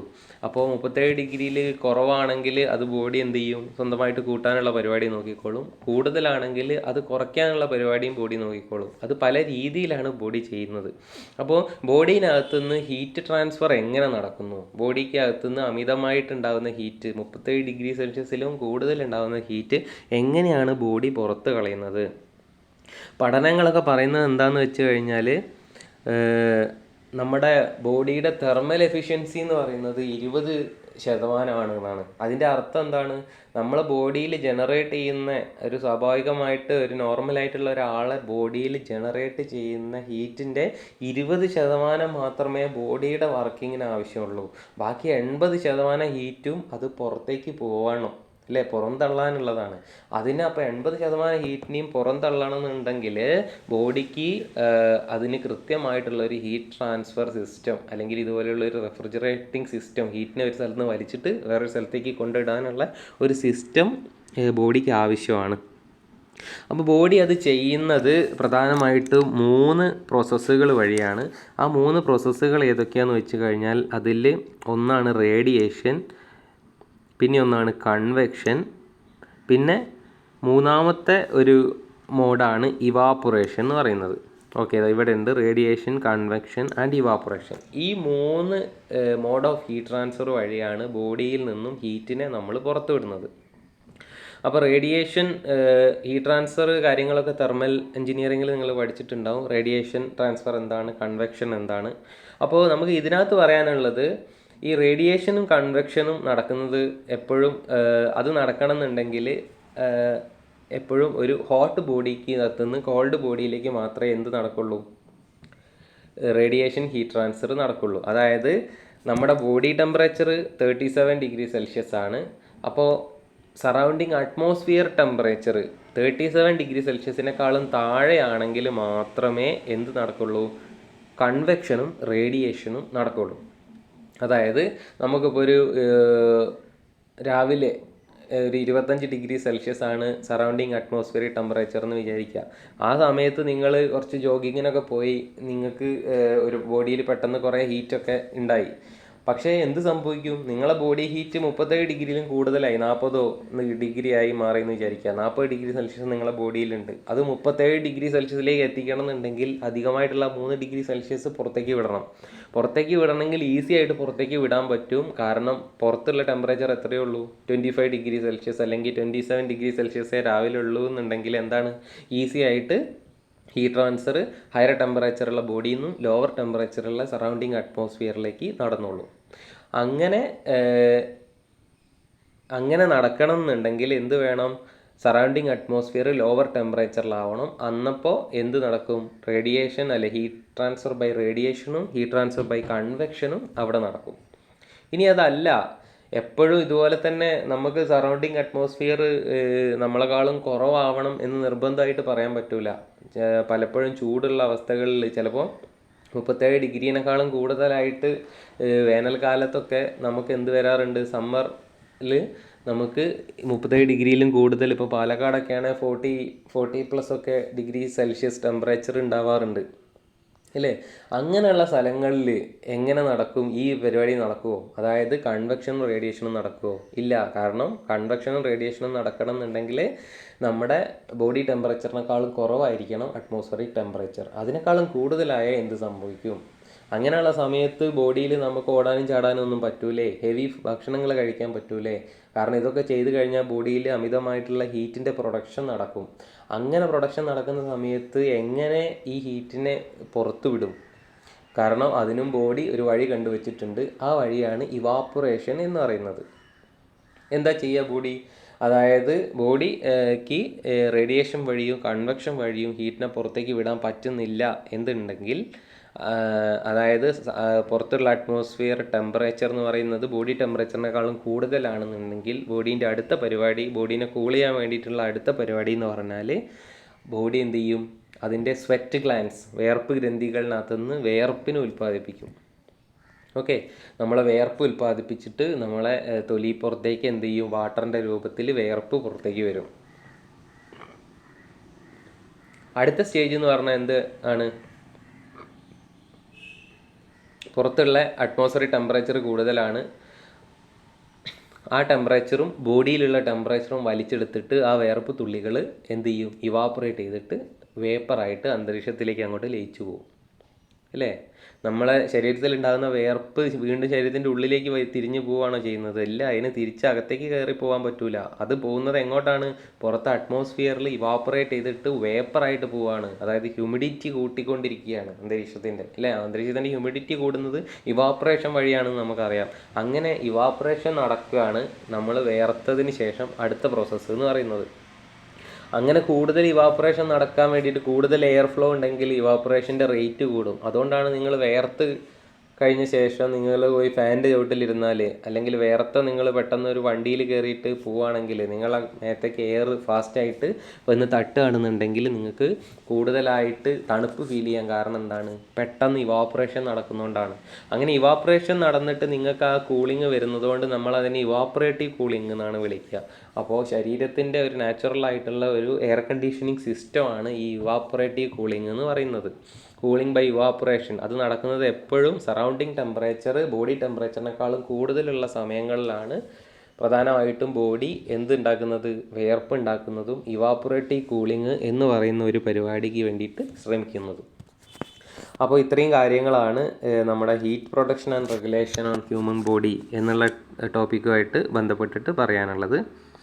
ഇനി അടുത്തതായിട്ട് നമുക്ക് എഫക്റ്റീവ് ടെമ്പറേച്ചർ അല്ലെങ്കിൽ നമ്മുടെ ഹ്യൂമൻ കംഫർട്ടിനെ എഫക്റ്റ് ചെയ്യുന്ന അടുത്തൊരു ഫാക്ടറാണ് മോയ്സ്ചർ കണ്ടൻറ്റ് ഓഫ് എയർ എന്ന് പറയുന്നത്. മോയ്സ്ചർ കണ്ടൻറ്റ് ഓഫ് എയർ എന്താണ്? മോയ്സ്ചർ കണ്ടൻറ്റ് ഓഫ് എയർ ഇതിനെ നമ്മൾ വേറെ പറഞ്ഞ പേരാണ് ഹ്യൂമിഡിറ്റി. നമ്മൾ പല തരത്തിലുള്ള ഹ്യൂമിഡിറ്റികൾ പഠിച്ചിട്ടുണ്ട്. സ്പെസിഫിക് ഹ്യൂമിഡിറ്റി പഠിച്ചിട്ടുണ്ട് അല്ലേ? Specific humidity, relative humidity, absolute humidity, ഇങ്ങനെ പല രീതിയിലുള്ള ഹ്യൂമിഡിറ്റികൾ പഠിച്ചിട്ടുണ്ട്. അപ്പോൾ അതൊക്കെ എന്താണ്? അന്തരീക്ഷത്തിലുള്ള വേപ്പറിൻ്റെ അളവിനെയാണ് നമ്മൾ ഹ്യൂമിഡിറ്റി എന്ന് പറയുന്നത്. അപ്പോൾ ഹ്യൂമിഡിറ്റി എങ്ങനെയാണ് നമ്മുടെ ഹ്യൂമൻ കംഫേർട്ടിനെ സ്വാധീനിക്കുന്നത്? അത് ഞാൻ നേരത്തെ പറഞ്ഞു. നമ്മൾ പറയുന്ന സാധാരണയായിട്ട് നമ്മൾ കാലാവസ്ഥയ്ക്കും വേണ്ടിയിട്ടും അല്ലെങ്കിൽ ഇങ്ങനത്തെ കോമൺ ആയിട്ട് പറയുന്നത് റിലേറ്റീവ് ഹ്യൂമിഡിറ്റി വെച്ചിട്ടാണ്. റിലേറ്റീവ് ഹ്യൂമിഡിറ്റി പെർസെൻറ്റേജിലാണ് പറയുന്നത്. പെർസെൻറ്റേജ് 100% റിലേറ്റീവ് ഹ്യൂമിഡിറ്റി ഉണ്ടെങ്കിൽ സാച്ചുറേറ്റഡ് എയർ ഞാൻ പറഞ്ഞു 50% റിലേറ്റീവ് ഹ്യൂമിഡിറ്റിയാണ് നമുക്ക് ഏകദേശം കംഫർട്ടായിട്ട് ഫീൽ ചെയ്യുക. അതിലും കൂടുതലുള്ളത് ഡിസ്കംഫർട്ടാണ്, അതിലും കുറവുള്ളത് ഡിസ്കംഫർട്ടാണ്. റിലേറ്റീവ് ഹ്യൂമിഡിറ്റി 50%-ലും കൂടുതലായി കഴിഞ്ഞാൽ 80-90% ആയി കഴിഞ്ഞാൽ നമുക്കൊരു വിങ്ങൽ, അല്ലേ? മഴക്കാറൊക്കെ വരുന്ന സമയത്ത് നിങ്ങൾക്ക് അല്ലേ ചൂട്, പൊതുവേ ഒരു വേനൽക്കാലത്ത് പെട്ടെന്ന് മഴക്കാറ് വരികയും മഴക്കാറ് വന്നിട്ട് പെയ്യാതെ പോവുകയും മഴ പെയ്യാതെ പോവുകയൊക്കെ ചെയ്ത് കഴിഞ്ഞാൽ നിങ്ങൾക്ക് ആ ചൂട് വല്ലാതെ അങ്ങോട്ട് കൂടും, അല്ലേ? അത് അല്ലേ മഴക്കാറ് വന്നിട്ട് മഴ പെയ്യാതെ പോയതുകൊണ്ടാണ് ആ ചൂട് വന്നതെന്ന് പറയാറുണ്ട്, അല്ലേ? എന്തുകൊണ്ടാണ് അങ്ങനെ പറയുന്നത്? അതായത് മഴക്കാറ് വന്നു കഴിഞ്ഞാൽ എന്താ സംഭവിക്കുന്നത്? മഴക്കാറ് വന്നു കഴിയുമ്പോൾ അന്തരീക്ഷത്തിലുള്ള വാട്ടറിൻ്റെ കണ്ടൻറ്റ് കൂടുതലായിരിക്കും. പക്ഷേ താഴേക്ക് പെയ്യുന്നില്ല. പക്ഷേ അന്തരീക്ഷത്തിൽ എന്തുണ്ട്? വാട്ടറിൻ്റെ മൈന്യൂട്ട് ഡ്രോപ്ലെറ്റ്സ് ഒരുപാട് എമൗണ്ട് ഉണ്ടാവും അന്തരീക്ഷത്തിൽ. ഓൾറെഡി അന്തരീക്ഷത്തിലുള്ള ഹീറ്റ് വളരെ കൂടുതലുമാണ്. അപ്പോൾ എന്ത് ചെയ്യും? ആ ഹീറ്റ് വലിച്ചെടുത്തിട്ട് ആ പറയുന്ന വാട്ടർ പാർട്ടിക്കിൾസ് ഒക്കെ എന്ത് ചെയ്യും? ഇവാപ്പറേറ്റ് ചെയ്യും. ഇവാപ്പറേറ്റ് ചെയ്ത് കഴിഞ്ഞാൽ അന്തരീക്ഷത്തിലുള്ള വേപ്പറിൻ്റെ അളവ് വളരെ കൂടും. അതായത് ഹ്യൂമിഡിറ്റി വളരെ കൂടും. അതായത് മഴക്കാറ് വരുന്ന സമയത്ത് എന്താ സംഭവിക്കുന്നത്? ഹ്യൂമിഡിറ്റി ഒരുപാട് കൂടുകയാണ് ചെയ്യുന്നത്. അപ്പോൾ ഏകദേശം ഒരു 50-60 നിങ്ങളെ കംഫർട്ടിൽ നിന്നുകൊണ്ടിരുന്ന എയറിൽ പെട്ടെന്ന് അത് കൂടിയിട്ട് 85-90% പോവുകയാണ് ഹ്യൂമിഡിറ്റി. അങ്ങനെ പോകുന്ന സമയത്ത് എന്ത് ചെയ്യും? ഓൾമോസ്റ്റ് സാച്ചുറേറ്റഡ് ലെവലിലേക്ക് എത്തിക്കൊണ്ടിരിക്കുന്ന നേരത്ത് ഇനി അവിടെ ഇവാപ്പറേഷൻ നടക്കില്ല. അപ്പോൾ നിങ്ങൾക്ക് ഓൾറെഡി ചൂടുണ്ട്, ഒരുപാട് ചൂടുള്ള സ്ഥലത്താണെങ്കിൽ നമ്മൾ പറഞ്ഞു ഇവാപ്പറേറ്റീവ് കൂളിംഗ് ആണ് നടക്കേണ്ടത്. നിങ്ങളുടെ ശരീരം വിയർക്കുകയും ആ വിയർപ്പ് ഇവാപ്പറേറ്റ് ചെയ്ത് പോവുകയും ആ ഇവാപ്പറേറ്റ് ചെയ്യാനുള്ള ഹീറ്റ് ശരീരത്തിൽ നിന്ന് വലിച്ചെടുക്കുകയും ചെയ്യുമ്പോഴാണ് നിങ്ങൾക്ക് ഇവാപ്പറേറ്റീവ് കൂളിംഗ് ഉണ്ടാകുന്നത്.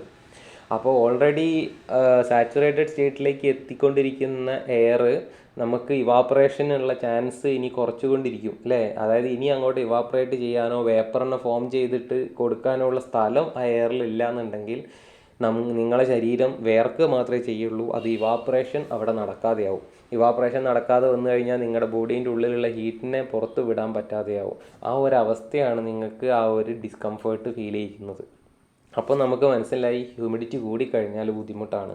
ഹ്യൂമിഡിറ്റി കുറഞ്ഞു കഴിഞ്ഞാൽ നമ്മൾ നേരത്തെ പറഞ്ഞ പോലെ തണുപ്പുള്ള സ്ഥലങ്ങളിൽ, ഊട്ടിയിൽ അല്ല അങ്ങനെയുള്ള സ്ഥലങ്ങളിലൊക്കെ പോയി കഴിഞ്ഞാൽ പെട്ടെന്ന് ചുണ്ടൊക്കെ വരണ്ട് പൊട്ടുന്നു, അല്ലേ? സ്കിന്നൊക്കെ ഡ്രൈ ആവുന്നു. അപ്പോൾ അങ്ങനെയുള്ള പ്രശ്നങ്ങളൊക്കെ വരും. അപ്പോൾ അതിനുള്ള കാരണം എന്താണ്? അവിടുത്തെ എയർ ഡ്രൈ ആണ്. അവിടെ വേപ്പർ കണ്ടൻറ്റ് വളരെ കുറവാണ്, ഹ്യൂമിഡിറ്റി വളരെ കുറവാണ്. മാക്സിമം എയർ ഡ്രൈ കണ്ടീഷനിലാണ് കിടക്കുന്നത്. ആ ഡ്രൈ കണ്ടീഷൻ എപ്പോഴും എവിടെയെങ്കിലും ഇത്തിരി വാട്ടർ കണ്ടൻറ്റ് കിട്ടിക്കഴിഞ്ഞാൽ അതിനെ വലിച്ചെടുത്തിട്ട് പെട്ടെന്ന് തന്നെ വേപ്പറാക്കാൻ വേണ്ടിയിട്ട് ട്രൈ ചെയ്യും. അപ്പോൾ ആ ഒരു ടെൻഡൻസി കാണിക്കുന്ന എയർ ആയിരിക്കും ലോ ഹ്യൂമിഡിറ്റി എയർ എന്ന് പറയുന്നത്. ഓൾമോസ്റ്റ് ഡ്രൈ എയർ ആയിരിക്കും. അത് പെട്ടെന്ന് തന്നെ നമ്മളെ ബോഡിയൊക്കെ വരണ്ട് പൊട്ടുന്ന അവസ്ഥയിലേക്ക് എത്തിക്കും. അപ്പോൾ ഹ്യൂമിഡിറ്റി കുറഞ്ഞാലും പ്രശ്നമാണ്. അപ്പോൾ നമ്മളെ ഹ്യൂമിഡിറ്റി എന്ന് പറയുന്നത് അത് കൂടിക്കഴിഞ്ഞാൽ എന്താ സംഭവിക്കുക, കുറഞ്ഞു കഴിഞ്ഞാൽ എന്താ സംഭവിക്കുക? അതിനെ നമുക്ക് കംഫേർട്ടായിട്ട് കൂടുതലും കുറവില്ലാതെ ഏകദേശം കിട്ടണമെന്ന് പറഞ്ഞാൽ 50% ആണ്. 50% എന്ന് പറഞ്ഞാൽ നിങ്ങൾക്കറിയാം, ഒരു ഡ്രൈ എയറിനകത്ത് അതിൽ ഉൾക്കൊള്ളാവുന്നതിൻ്റെ പകുതി അളവ് മാത്രം വേപ്പറിനെ ഉൾക്കൊള്ളുന്ന ഒരു എയറാണ് 50% റിലേറ്റീവ് ഹ്യൂമിഡിറ്റി ഉള്ള എയർ എന്ന് പറഞ്ഞു കഴിഞ്ഞാൽ, അല്ലേ? അതിൽ ഉൾക്കൊള്ളാവുന്ന മാക്സിമം അളവിൻ്റെ പകുതി മാത്രമേ വേപ്പർ ഉൾക്കൊള്ളുന്നുള്ളൂ എന്നുണ്ടെങ്കിൽ നമുക്ക് റിലേറ്റീവ് ഹ്യൂമിഡിറ്റി 50% ആണെന്ന് പറയാം. അപ്പോൾ അങ്ങനെയുള്ള എയറാണ് നമുക്ക് കംഫർട്ടുള്ള എയറായിട്ട് വർക്ക് ചെയ്യാം.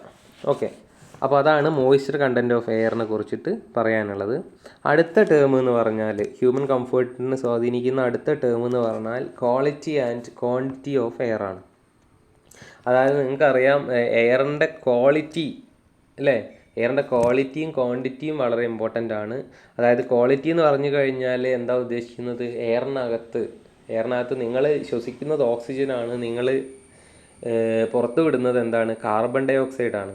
അപ്പോൾ ഈ കാർബൺ ഡൈ ഓക്സൈഡിൻ്റെ പുറത്ത് വിടുന്ന കാർബൺ ഡൈ ഓക്സൈഡ് എന്ന് പറഞ്ഞാൽ ഒരു വിഷവാതകമാണ്. അത് വീണ്ടും ശ്വസിക്കാൻ കിട്ടുക എന്ന് പറഞ്ഞാൽ നിങ്ങളുടെ ബോഡിയിലുള്ള പ്രവർത്തനങ്ങളൊക്കെ താളം തെറ്റും. അപ്പോൾ എപ്പോഴും നിങ്ങൾ ശ്വസിക്കുന്ന എയറിനകത്ത് ഒരു നിശ്ചിത എമൗണ്ട് ഓഫ് ഓക്സിജൻ വേണം. അത് പറയുന്നത് ഏകദേശം ഒരു അതിൻ്റെ വാല്യൂ എന്ന് പറഞ്ഞാൽ air should contain at least 16% of oxygen. 16% oxygen എങ്കിലും എയറിൽ അറ്റ്ലീസ്റ്റ് വേണം. അപ്പോൾ അങ്ങനെയുള്ള എയറിനെയാണ് നമ്മളൊരു ക്വാളിറ്റി ഉള്ള എയർ ആയിട്ട് കണക്കാക്കുള്ളൂ. പിന്നെ എന്താണ്, ആവശ്യത്തിനുള്ള ഫിൽട്രേഷന്, ക്ലീനിങ്, പ്യൂരിഫിക്കേഷന് ഒക്കെ എന്താണ് നമ്മുടെ കംഫേർട്ടിന് വേണ്ടിയിട്ട് നെസസറി ആയിട്ടുള്ള കാര്യങ്ങളാണ്. ഓക്കെ, കണ്ടാമിനേഷൻസ് കാര്യങ്ങളൊക്കെ ഒഴിവാക്കണം, പൊടിപടലങ്ങളൊക്കെ ഒഴിവാക്കണം. അങ്ങനെ ഫിൽട്ടർ ചെയ്തിട്ട് ക്ലീൻ ചെയ്തിട്ടുള്ള എയറാണ് നമ്മൾ ശ്വസിക്കുന്നതെങ്കിൽ നമ്മൾ കൂടുതൽ കംഫേർട്ടായിരിക്കും. നമുക്ക് അസുഖങ്ങൾ കാര്യങ്ങളൊക്കെ വരാനുള്ള ചാൻസുകൾ കുറവായിരിക്കും. WHO പറഞ്ഞ പ്രകാരം ഫിസിക്കൽ മെൻ്റൽ എന്താണ് വെൽബീയിങ് ആണ് വിത്തൗട്ട് ഡിസീസ് എന്ന് അതിനകത്ത് പ്രത്യേകിച്ച് പറഞ്ഞിട്ടുണ്ട് അല്ലേ. നമുക്ക് അസുഖങ്ങൾ, അലർജിക് ആയിട്ടുള്ള പ്രശ്നങ്ങളുള്ള ആളുകൾക്കൊക്കെ അസുഖങ്ങൾ പല രീതിയിലും വരുത്തുന്നത് ഇങ്ങനെ മലിനമായിട്ടുള്ള വായു ശ്വസിക്കുന്നതുകൊണ്ടായിരിക്കും. അപ്പോൾ അതിനെ പ്യൂരിഫൈ ചെയ്തിട്ട് ശ്വസിക്കുക എന്ന് പറഞ്ഞു കഴിഞ്ഞാൽ നിങ്ങളെ പുറത്ത് കിട്ടുന്ന ഒരു ഫിസിക്കൽ കംഫേർട്ടിൻ്റെ കൂടെ തന്നെ നിങ്ങൾക്ക് ശാരീരികമായിട്ടുള്ള അസുഖങ്ങൾ കുറച്ചിട്ടുള്ള കംഫേർട്ടും അതിനകത്ത് വളരെ ഇമ്പോർട്ടൻ്റ് ആണ്. അപ്പോൾ ഇതാണ് quality and quantity of air അതിനെക്കുറിച്ച് പറയാനുള്ളത്. പിന്നെ അടുത്തത് എയർ മോഷനാണ്. എയർ മോഷൻ, അപ്പോൾ ഇതിനെക്കുറിച്ച് നമ്മൾ നേരത്തെ പറഞ്ഞിട്ടുണ്ടായിരുന്നു. നമ്മൾ എയർ കണ്ടീഷനിങ്ങിനകത്ത് പ്രധാനപ്പെട്ട 4 ഫാക്ടറുകളിൽ ഒന്ന് എയർ മോഷൻ ആയിരുന്നു. അപ്പോൾ എയർ മോഷൻ എക്സാമ്പിൾ ഞാൻ പറഞ്ഞു, നിങ്ങൾ ഫാനിൻ്റെ ചുവട്ടിലിരിക്കുമ്പോൾ നിങ്ങൾക്ക് കൂടുതൽ കംഫേർട്ട് ഫീൽ ചെയ്യുന്നുണ്ടെങ്കിൽ ഹ്യൂമൻ കംഫേർട്ടിന് ഈ സ്വാധീനിക്കുന്ന ഒരു പ്രധാനപ്പെട്ട ഫാക്ടറാണ് എയർ മോഷൻ എന്നുള്ളത് ഉറപ്പാണ്. എയർ എന്താണ് ചെയ്യുന്നത്, എയർ കൂടുതൽ ഓക്സിജൻ എയറിൽ ഉണ്ടെങ്കിൽ നിങ്ങൾക്ക് അപ്പുറം ഇപ്പുറമുള്ള ഓക്സിജനൊക്കെ നിങ്ങൾക്ക് എന്ത് ചെയ്യും, ഫ്ലോ ചെയ്തിട്ട് നിങ്ങളുടെ അടുത്തേക്ക് എത്തിക്കും ഒരു വിഭാഗം. രണ്ടാമത്തത് നിങ്ങളുടെ കൂളിംഗ് അല്ലെങ്കിൽ ഇവാപ്പറേഷൻ കൂളിംഗ് നടക്കാൻ വേണ്ടിയിട്ട് കൂടുതൽ എയറിൻ്റെ ഫ്ലോ കൂടുതൽ ഇവാപ്പറേഷൻ്റെ അളവ് കൂട്ടും. അപ്പോൾ നിങ്ങൾക്ക് കൂടുതൽ കംഫേർട്ട് ഫീൽ ചെയ്യും. ഇങ്ങനെ എയറിൻ്റെ മോഷൻ നിങ്ങളെ കംഫേർട്ടുമായിട്ട് ഒരുപാട് ബന്ധപ്പെട്ട് കിടക്കുന്ന ഒരു കാര്യമാണ്. ഓക്കെ, അപ്പോൾ പറയുന്നത് ഏകദേശം ഒരു എത്രയാണ്, the air velocity in the occupied zone should not exceed 8 to 12 m/min for comfort. അപ്പോൾ 12 m/min വരെ ആവാം അല്ലേ, ഏകദേശം ആ ഒരു റേഞ്ചാണ്. അതിലും കൂടുതലായി കഴിഞ്ഞാൽ നമുക്ക് വല്ലാത്ത കാറ്റ് മുഖത്തേക്ക് അടിച്ചിട്ട് ചിലപ്പോൾ കുട്ടികളാണെങ്കിലൊക്കെ ചിലപ്പോൾ എന്ത് ചെയ്യും, ഒരുപാട് ഫാന് നല്ല സ്പീഡിൽ വിട്ടാൽ അവർക്ക് ശ്വസിക്കാനുള്ള ബുദ്ധിമുട്ട് വരും. അപ്പോൾ അങ്ങനെ ഒരുപാട് കാറ്റ് വന്നു കഴിഞ്ഞാൽ അതിൻ്റെ വെലോസിറ്റി ഒരുപാട് കൂടിക്കഴിഞ്ഞാൽ പലർക്കും അതൊരു ബുദ്ധിമുട്ടാണ്. അപ്പോൾ ഈ കംഫേർട്ട് എന്ന് പറഞ്ഞാൽ നമ്മൾ ഒരു നിശ്ചിത അളവ് സെറ്റ് ചെയ്യുന്നത് അത് എല്ലാ പ്രായക്കാർക്കും, നമ്മളൊരു റൂമിനകത്ത് ഒരു സംഭവം സെറ്റ് ചെയ്യുകയാണെന്നുണ്ടെങ്കിൽ അവിടെ ചെറിയ കുട്ടികൾ മുതൽ ഏറ്റവും പ്രായമുള്ള ആളുകൾ വരെ, ആണുങ്ങളുണ്ടാവാം പെണ്ണുങ്ങളുണ്ടാവും, അങ്ങനെ പല ജെൻഡറിലുള്ള ആളുകൾ വരെ അവിടെ ഉണ്ടാവും. അപ്പോൾ എല്ലാവർക്കും ഈ കംഫേർട്ട് സോൺ എന്ന് പറഞ്ഞാൽ ഈ ടെമ്പറേച്ചർ ആണെങ്കിലും ഈ എയർ ഫ്ലോ ആണെങ്കിലും എല്ലാവർക്കും ഒന്നും ഒരേ അളവിലായിരിക്കില്ല കംഫർട്ടായിട്ടുണ്ടാവുക. അപ്പോൾ എല്ലാവർക്കും കംഫർട്ടായിട്ടുള്ള ആ ഒരു അളവാണ് നമ്മൾ എന്ത് ചെയ്യുന്നത്, ഈ ഒരു ഹ്യൂമൻ കംഫേർട്ട് എന്നുള്ള കാര്യം കൊണ്ട് ഉദ്ദേശിക്കുന്നത്. അപ്പോൾ ആ ഒരു വാല്യൂ ആണ് എയർ മോഷന് ഏകദേശം 8 to 12 m/min. അതിലും കൂടുതലാവാൻ പാടില്ല, എന്നാലോ തീരെ ഇല്ലാതാവാനും പാടില്ല. തീരെ ഇല്ലാതായി കഴിഞ്ഞാലും നമുക്കൊരു ഡിസ്കംഫേർട്ട് ഫീൽ ചെയ്യും. ഓക്കെ, അടുത്തതായിട്ട് കോൾഡ് ആൻഡ് ഹോട്ട് സർഫസസ്. അടുത്ത ഒരു ഫാക്ടർ പറയാനുള്ളത് കോൾഡ് ആൻഡ് ഹോട്ട് സർഫസസ്. എന്താണ് ഈ കോൾഡ് ആൻഡ് ഹോട്ട് സർഫസസ്? അതെങ്ങനെയാണ് നമ്മളെ കംഫേർട്ടിനെ ബാധിക്കുന്നത്? അതായത് നിങ്ങൾ നോക്കുക, നിങ്ങൾക്കിപ്പോൾ ടെറസ് കോൺക്രീറ്റ് വീട് ഒക്കെ ഉള്ള ആളുകളാണെന്നുണ്ടെങ്കിൽ നിങ്ങൾക്ക് പകൽ സമയത്ത് എന്ത് ചെയ്യും, റൂഫിൽ കോൺക്രീറ്റ് ആ ഹീറ്റിനെയൊക്കെ എന്ത് ചെയ്യും, വലിച്ചെടുക്കും. എന്നിട്ട് രാത്രി ആയി കഴിഞ്ഞാൽ, വൈകുന്നേരം ആയി കഴിഞ്ഞാൽ ഏകദേശം പുറത്തൊക്കെ ടെമ്പറേച്ചർ കുറയുന്ന സമയത്തും ഈ റൂമിൻ്റെ ഉള്ളിലേക്ക് എന്ത് ചെയ്യും, ഈ ഒരു റൂഫ് അത് പകൽ വലിച്ചെടുത്ത ടെമ്പറേച്ചർ ഹീറ്റിനെയൊക്കെ എന്ത് ചെയ്യും, റൂമിൻ്റെ ഉള്ളിലേക്ക് ഇങ്ങനെ കടത്തി വിട്ടുകൊണ്ടേയിരിക്കും അല്ലേ. അതായത് അതിപ്പോൾ പണ്ട് ഓടിട്ട വീടുകളാണ്, അത്ര ബുദ്ധിമുട്ടില്ല, എയർ സർക്കുലേഷൻ ഉണ്ട്. അപ്പോൾ ഇപ്പോൾ എന്താണ്, എക്സോസ്റ്റ് ഫാന് കാര്യങ്ങളൊന്നും ഇല്ലയെന്നുണ്ടെങ്കിൽ ഇങ്ങനത്തെ ടെറസ് വീടുകളിലൊക്കെ രാത്രി ആകുമ്പോഴേക്ക്, വൈകുന്നേരം ആകുമ്പോഴേക്ക് ഭയങ്കര ഹീറ്റ് വരുന്നൊരു പ്രശ്നം നിങ്ങൾ എക്സ്പീരിയൻസ് ചെയ്തിട്ടുണ്ടാവും. അതുപോലെ തന്നെ ഇപ്പോൾ ഗ്ലാസ് ഇപ്പോൾ ഒരുപാട് ഗ്ലാസ്സുകൾ ഉള്ളൊരു സ്ഥലമാണെന്ന് വിചാരിക്കുക, റൂമാണെന്ന് വിചാരിക്കുക. അവിടെ ഇതുപോലെ തന്നെ സൂര്യപ്രകാശം ഡയറക്റ്റ്ലി അകത്തേക്ക് കയറാനുള്ള ചാൻസ് ഉണ്ട്. അപ്പോൾ അതിൻ്റെ കൂടെ തന്നെ റേഡിയേഷൻ മൂലം കൂടുതൽ ഹീറ്റ് റൂമിൽ ഉണ്ടാവാനുള്ള ചാൻസുകളുണ്ട്. അതുപോലെ തന്നെ ഇപ്പോൾ പുറത്ത് തണുപ്പാണെങ്കിൽ ഗ്ലാസ്സുകൾ വെച്ചിട്ടാണ് നമ്മൾ ഈ ജനൽ ഉണ്ടാക്കിയതെങ്കിൽ, കവർ ചെയ്തിട്ടുള്ളതെങ്കിൽ, ആ ഗ്ലാസ് എന്ത് ചെയ്യും, ഈ ഹീറ്റ് ട്രാൻസ്ഫർ വളരെ പെട്ടെന്ന് നടത്താൻ പറ്റുന്ന ഒരു സാധനമാണ് ഗ്ലാസ്. അപ്പോൾ അതുവഴിയൊക്കെ എന്ത് ചെയ്യും, ഹീറ്റ് ട്രാൻസ്ഫർ അകത്തേക്കോ പുറത്തേക്കോ ഒക്കെ വരും ചൂട് തണുപ്പ് കാലങ്ങളിൽ. അപ്പോൾ നമ്മളൊരു എയർ കണ്ടീഷനിങ് അല്ലെങ്കിൽ ഒരു കംഫർട്ട് സോണ് അല്ലെങ്കിൽ ഒരു ഹ്യൂമൻ കംഫർട്ടിനെ കുറിച്ച് പറയുമ്പോൾ, നിങ്ങളൊരു റൂമിൽ എയർ കണ്ടീഷനിങ് സെറ്റ് ചെയ്യുകയാണ്, അത് ഹ്യൂമൻ കംഫർട്ടിന് വേണ്ടിയിട്ടാണ് എന്നുണ്ടെങ്കിൽ നിങ്ങൾ അവിടെ എന്തൊക്കെ കൺസിഡർ ചെയ്യണം? അവിടെ ഉണ്ടാകുന്ന കോൾഡ് സർഫസുകൾ, ഹോട്ട് സർഫസുകൾ, അതിനുള്ള എക്സാമ്പിളാണ് ഞാനിപ്പോൾ പറഞ്ഞത്. ഇതുപോലെ തന്നെ ഗ്ലാസ് ഉള്ള സ്ഥലങ്ങൾ, ജനലുള്ള സ്ഥലങ്ങൾ, അതുപോലെ തന്നെ ഈ റൂഫ്, ഇങ്ങനെയുള്ള ഹീറ്റ് ഉണ്ടാക്കുന്ന സാധനങ്ങളൊക്കെ ചിലപ്പോൾ ആ റൂമിനകത്ത് ഉള്ള ഉപകരണങ്ങളാവാം. ചിലപ്പോൾ ആ റൂമിൽ ഒരു അയൺ ബോക്സ് ഉണ്ടെന്ന് വിചാരിക്കുക, അതൊരു സോഴ്സാണ് അല്ലേ. അപ്പോൾ അതിനകത്ത് നിന്ന് എന്ത് ചെയ്യും, കുറേ ഹീറ്റ് പുറത്തേക്ക് വരും. അപ്പോൾ അതുപോലെ എന്തൊക്കെ കാര്യങ്ങൾ റൂമിൽ ഹീറ്റ് പ്രൊഡ്യൂസ് ചെയ്യാൻ കാരണമായിട്ടുണ്ടോ, അപ്പോൾ അതൊക്കെ എന്താണ്, ഈ കോൾഡ് ഹോട്ട് സർഫസ് എന്നുള്ള വിഭാഗത്തിൽ പെടും. ഇതിനെയൊക്കെ നമ്മൾ കണക്കിലെടുത്തിട്ട് മാത്രമേ നമുക്ക് ഒരു റൂമിനകത്ത് എയർ കണ്ടീഷനിങ് ഡിസൈൻ ചെയ്തിട്ട് വെക്കാൻ പറ്റുള്ളൂ. ഓക്കെ, പിന്നെ അടുത്തൊരു ടേമാണ് എയർ സ്ട്രാറ്റിഫിക്കേഷൻ എന്ന് പറയും. Air stratification. അപ്പോൾ എന്താണ് എയർ സ്ട്രാറ്റിഫിക്കേഷൻ എന്ന് നോക്കാം. അപ്പോൾ നിങ്ങൾ ശ്രദ്ധിച്ചിട്ടുണ്ടാവും, എപ്പോഴും ഏത് സ്ഥലത്തും AC നമ്മൾ ഫിറ്റ് ചെയ്യുക റൂമിൻ്റെ മേലെയായിട്ടാണ്. എന്തുകൊണ്ടായിരിക്കും AC റൂമിൻ്റെ മേലെയായിട്ട് ഫിറ്റ് ചെയ്യുന്നത്? അപ്പോൾ അത് കുട്ടികൾ പോയി കൈയിടാനോ തൊടാതിരിക്കാനോ ആണോ? അങ്ങനെയാണെങ്കിൽ എവിടെയെങ്കിലും താഴെ ഭാഗത്ത് ഒളിപ്പിച്ച് വെച്ചൂടെ? അങ്ങനെ വെക്കാതെ എപ്പോഴും AC മുകൾ ഭാഗത്തായിട്ട് തന്നെ വെക്കുന്നുണ്ട്.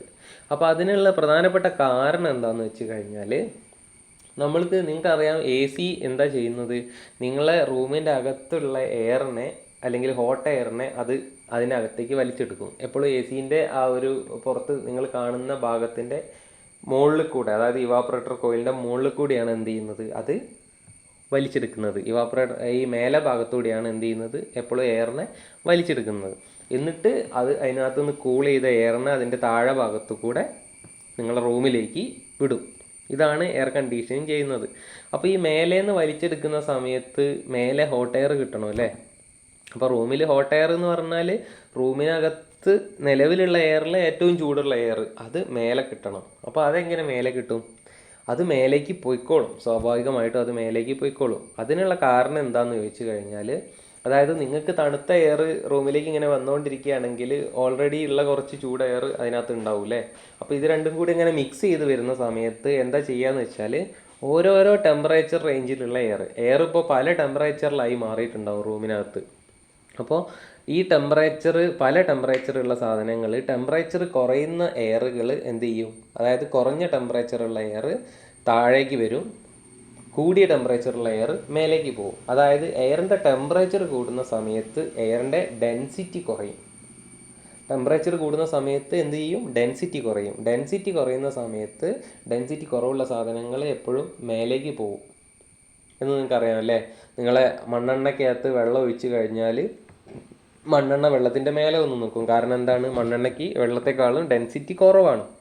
അതുപോലെ തന്നെ ഹൈ ടെമ്പറേച്ചർ എയറിന് ലോ ടെമ്പറേച്ചർ എയറിനേക്കാളും ഡെൻസിറ്റി കുറവായിരിക്കും. അതുകൊണ്ട് തന്നെ ഒരു റൂമിനകത്ത് 2 ഡിഫറെൻറ്റ് ടെമ്പറേച്ചർ വരികയാണെന്നുണ്ടെങ്കിൽ റൂമിൻ്റെ ഹൈ ടെമ്പറേച്ചറൊക്കെ റൂമിൻ്റെ മേലേക്ക് പോകും, അതുപോലെ ലോ ടെമ്പറേച്ചറൊക്കെ റൂമിൻ്റെ താഴെ ഭാഗത്തായിരിക്കും ഉണ്ടാവുക. അപ്പോൾ ഓരോരോ ലെയറായിട്ട് എന്ത് ചെയ്യും, ഈ എയർ ഇങ്ങനെ നിൽക്കുകയും, അപ്പോൾ ആ ഒരു ടെമ്പറേച്ചർ ഡിഫറൻസ് കൊണ്ട് ഉണ്ടാകുന്ന ഡെൻസിറ്റി ഡിഫറൻസ് കൊണ്ട് ആ ഒരു പ്രഷർ ഡിഫറൻസ് ഉണ്ടാവുകയും ആ എയറിൻ്റെ ഒരു നാച്ചുറലായിട്ടുള്ള ഒരു ഫ്ലോ ഉണ്ടാവുകയും ചെയ്യും അല്ലേ.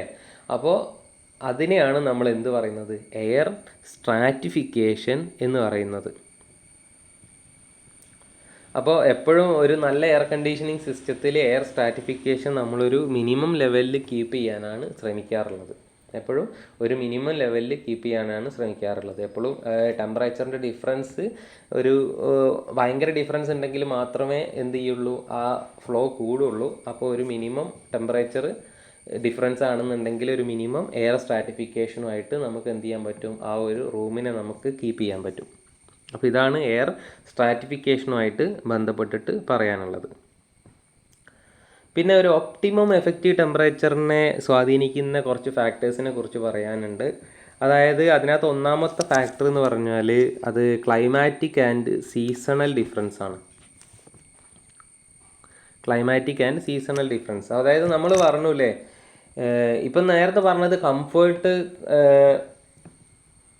നമ്മളെ കംഫേർട്ട് കണ്ടീഷൻ, ഹ്യൂമൻ കംഫേർട്ടിനെ സ്വാധീനിക്കുന്ന കാര്യങ്ങളാണ് നമ്മൾ നേരത്തെ പറഞ്ഞത്. ഇനി നമുക്ക് പറയാനുള്ളത് എന്താണ്, നമ്മളെ എഫക്റ്റീവ് ടെമ്പറേച്ചർ. എഫക്റ്റീവ് ടെമ്പറേച്ചർ എന്താണെന്ന് നമ്മൾ അതിനകത്ത് പറഞ്ഞു അല്ലേ. എന്താണ്, it is a combined effect of dry bulb temperature, relative humidity and എയറിൻ്റെ ഫ്ലോ അല്ലേ. ഈ 3 കാര്യങ്ങൾ കമ്പൈൻഡ് എഫക്റ്റിനെയാണ് നമ്മൾ എഫക്റ്റീവ് ടെമ്പറേച്ചർ എന്ന് പറയുന്നത്. അപ്പോൾ ഒരു സ്ഥലത്തുള്ള എഫക്റ്റീവ് ടെമ്പറേച്ചറിനെ നമ്മൾ കാൽക്കുലേറ്റ് ചെയ്യുമ്പോൾ അതിനെ സ്വാധീനിക്കുന്ന കുറച്ച് ഫാക്ടേഴ്സ്, അതിനെക്കുറിച്ചാണ് പറയാൻ പോകുന്നത്. അതിൽ ഒന്നാമത്തെയാണ് എന്ത്, ക്ലൈമാറ്റിക് ആൻഡ് സീസണൽ ഡിഫറൻസ് എന്ന് പറയുന്നത്. അപ്പോൾ നമ്മൾ എഫക്റ്റീവ് ടെമ്പറേച്ചർ ഒരു സ്ഥലത്ത് സെറ്റ് ചെയ്യുന്ന സമയത്ത് അവിടുത്തെ ക്ലൈമാറ്റ് അത് സ്വാധീനിക്കുന്ന ഒരു കാര്യമാണ്.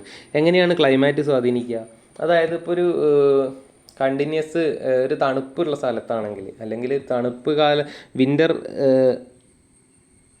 ക്ലൈമാറ്റ് ഉള്ള ഒരു സ്ഥലത്തുള്ള ആളുകൾക്ക് ഏകദേശം ഒരു അളവ് പറയുന്നത് എത്രയാണെന്ന് വെച്ച് കഴിഞ്ഞാൽ അവർക്ക് എഫക്റ്റീവ് ടെമ്പറേച്ചർ അവർക്ക് കംഫർട്ടായിട്ട് തോന്നുന്നത് ഒരു 19 ഡിഗ്രി സെൽഷ്യസ് ആണെങ്കിൽ, അതേ സമയം ചൂട് കാലത്ത് ജീവിക്കുന്ന ആളുകൾക്ക് ഒരു 22 ഡിഗ്രി സെൽഷ്യസ് ആയിരിക്കും കംഫർട്ടായിട്ട് തോന്നുക.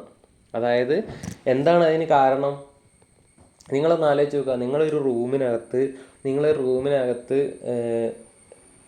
ഒരു AC റൂമിനകത്തേക്ക് കയറുകയാണ്. അപ്പോൾ വലിയൊരു ടെമ്പറേച്ചർ, അതായത് നിങ്ങൾ ഓൾറെഡി നിങ്ങളുടെ ബോഡി ടെമ്പറേച്ചർ 37 ഡിഗ്രി സെൽഷ്യസ് ആണ് അല്ലേ, അല്ലെങ്കിൽ ആ ഒരു ടെമ്പറേച്ചർ ഉള്ള സ്ഥലത്തു നിന്നാണ് നിങ്ങൾ പോണത്. അപ്പോൾ ഓൾമോസ്റ്റ് ഒരു 35 ഡിഗ്രി സെൽഷ്യസ് അറ്റ്മോസ്ഫിയറിക് ടെമ്പറേച്ചർ ഉള്ള സ്ഥലത്ത് നിങ്ങളെ ബോഡിയും അതുമൊക്കെ ഏകദേശം ഒരേ ടെമ്പറേച്ചറിൽ നിൽക്കുകയാണ്. അപ്പോൾ നിങ്ങൾ പെട്ടെന്ന് ഒരു 28 ഡിഗ്രി സെൽഷ്യസ് സെറ്റ് ചെയ്ത് വെച്ച ഒരു AC റൂമിലേക്ക് കയറുകയാണെങ്കിൽ നിങ്ങൾക്ക് പെട്ടെന്ന് വല്ലാത്ത തണുപ്പ് ഫീൽ ചെയ്യും അല്ലേ, തണുപ്പ് ഫീൽ ചെയ്യും. പക്ഷെ കുറച്ച് നേരം അതിനകത്ത് ഇരുന്ന് കഴിഞ്ഞാൽ, കുറച്ച് സമയം കഴിഞ്ഞ് കഴിഞ്ഞാൽ നിങ്ങൾക്ക് ആ തണുപ്പ് ഫീൽ ചെയ്യാതെയാവും. അതായത് നിങ്ങൾക്ക് തിയേറ്ററിലൊക്കെ കയറുമ്പോൾ എക്സാമ്പിൾ, കയറുന്ന സമയത്ത് ഭയങ്കര തണുപ്പുണ്ടാവും, പക്ഷെ കുറച്ച് കഴിഞ്ഞാൽ നിങ്ങൾക്ക് അവിടെ തണുപ്പുണ്ടോ, AC ഇല്ലേ എന്നൊക്കെ തോന്നും. അപ്പോൾ അതിന് കാരണം എന്താണ്, കാരണം നിങ്ങളെ ബോഡീനകത്തുനിന്ന് ടെമ്പറേച്ചർ കൺവെക്ഷൻ മൂലവും റേഡിയേഷൻ മൂലവും എന്താണ് പുറത്തേക്ക് വലിച്ചെടുത്തുകൊണ്ടിരിക്കുകയാണ് അല്ലേ. അപ്പോൾ ബോഡിയിൽ നിന്നുള്ള ടെമ്പറേച്ചർ കുറഞ്ഞ് ഏകദേശം അത് പുറത്തുള്ള ടെമ്പറേച്ചറുമായിട്ട് ആ ഒരു ഇക്വിലിബ്രിയത്തിൽ വരുന്ന സമയത്ത് നിങ്ങൾക്ക് എന്ത് ഫീൽ ചെയ്യൂല, നിങ്ങൾക്ക് തണുപ്പ് ഫീൽ ചെയ്യൂല. കാരണം ആ ഒരു ഇക്വിലിബ്രിയം സ്റ്റേറ്റ് എത്തിക്കഴിഞ്ഞാൽ പിന്നെ ബോഡീനകത്ത് നിന്നുള്ള ഹീറ്റ് പുറത്തേക്ക് ഫ്ലോ ചെയ്യാതെ ആവും. അങ്ങനെ ഹീറ്റ് പുറത്തേക്ക് പോവാതെ വന്നു കഴിഞ്ഞാൽ നിങ്ങൾക്ക് എന്തുണ്ടാവില്ല, പിന്നെ ഒരു ഫർദർ കൂളിങ് നിങ്ങൾക്ക് അവിടെ വല്ലാതെ ഫീൽ ചെയ്യൂല. അങ്ങനെ ഫീൽ ചെയ്യാത്ത അവസ്ഥയിലാണ് നിങ്ങൾക്ക് എന്ത് ചെയ്യുന്നത്, കുറേ സമയം ഇരുന്ന് കഴിഞ്ഞാൽ ഒരു തണുപ്പ് ഫീൽ ചെയ്യാതിരിക്കുക അല്ലേ. അപ്പോൾ ഇതുപോലെ ഒരു വിൻ്റർ സീസണിൽ ജീവിക്കുന്ന ആളുകളെ സംബന്ധിച്ചിടത്തോളം അവരെ ബോഡി ടെമ്പറേച്ചർ എപ്പോഴും എന്തായിരിക്കും, ഒരു താഴ്ന്ന് നിൽക്കാനുള്ള ഒരു കണ്ടീഷൻ ആയിരിക്കും. ബോഡി സ്വന്തമായിട്ട് ഇൻക്രീസ് ചെയ്യാൻ നോക്കുന്നുണ്ടെങ്കിലും എപ്പോഴും അവർക്കൊരു നിശ്ചിത ടെമ്പറേച്ചറിന് ഒരു ലോവർ എഫക്റ്റീവ് ടെമ്പറേച്ചർ ആയിരിക്കും അവർക്ക് എപ്പോഴും കംഫർട്ടായിട്ട് ഫീൽ ചെയ്യുക. അപ്പോൾ ആ ഒരു ടെമ്പറേച്ചറാണ് എത്ര പറയുന്നത്, 19 ഡിഗ്രി സെൽഷ്യസ് എന്ന് പറയുന്നത്. പക്ഷേ വേനൽക്കാലത്ത് അല്ലെങ്കിൽ ചൂട് കാലത്തൊക്കെ ജീവിക്കുന്ന ആളുകൾക്ക് ഏകദേശം ഒരു 22 ഡിഗ്രി സെൽഷ്യസ് ആണ് അവർക്ക് എഫക്റ്റീവ് ടെമ്പറേച്ചർ, അവർക്ക് കംഫർട്ടായിട്ട് ഫീൽ ചെയ്യുന്നത്. അപ്പോൾ അതാണ് climatic and seasonal difference effective ടെമ്പറേച്ചറിനെ സ്വാധീനിക്കുന്നു എന്ന് പറയുന്നത്. ഓക്കെ, അടുത്തതായിട്ട് ക്ലോത്തിങ് ആണ്. അപ്പോൾ ഈ ക്ലോത്തിങ് എന്താ സംഭവിക്കുക, ഈ ക്ലോത്തിങ് എന്ന് പറഞ്ഞാൽ ഇപ്പോൾ ബോഡിയിലുള്ള ടെമ്പറേച്ചറിനെ പുറത്തേക്ക് വിടാതിരിക്കാനുള്ള ഒരു ലെയറാണ് ക്ലോത്ത് എന്ന് പറയുന്നത് അല്ലേ. കാരണം ബോഡി ടെമ്പറേച്ചർ എപ്പോഴും കൺവെക്ഷൻ മൂലം റേഡിയേഷൻ മൂലം പുറത്തേക്ക് ഫ്ലോ ചെയ്തുകൊണ്ടിരിക്കും.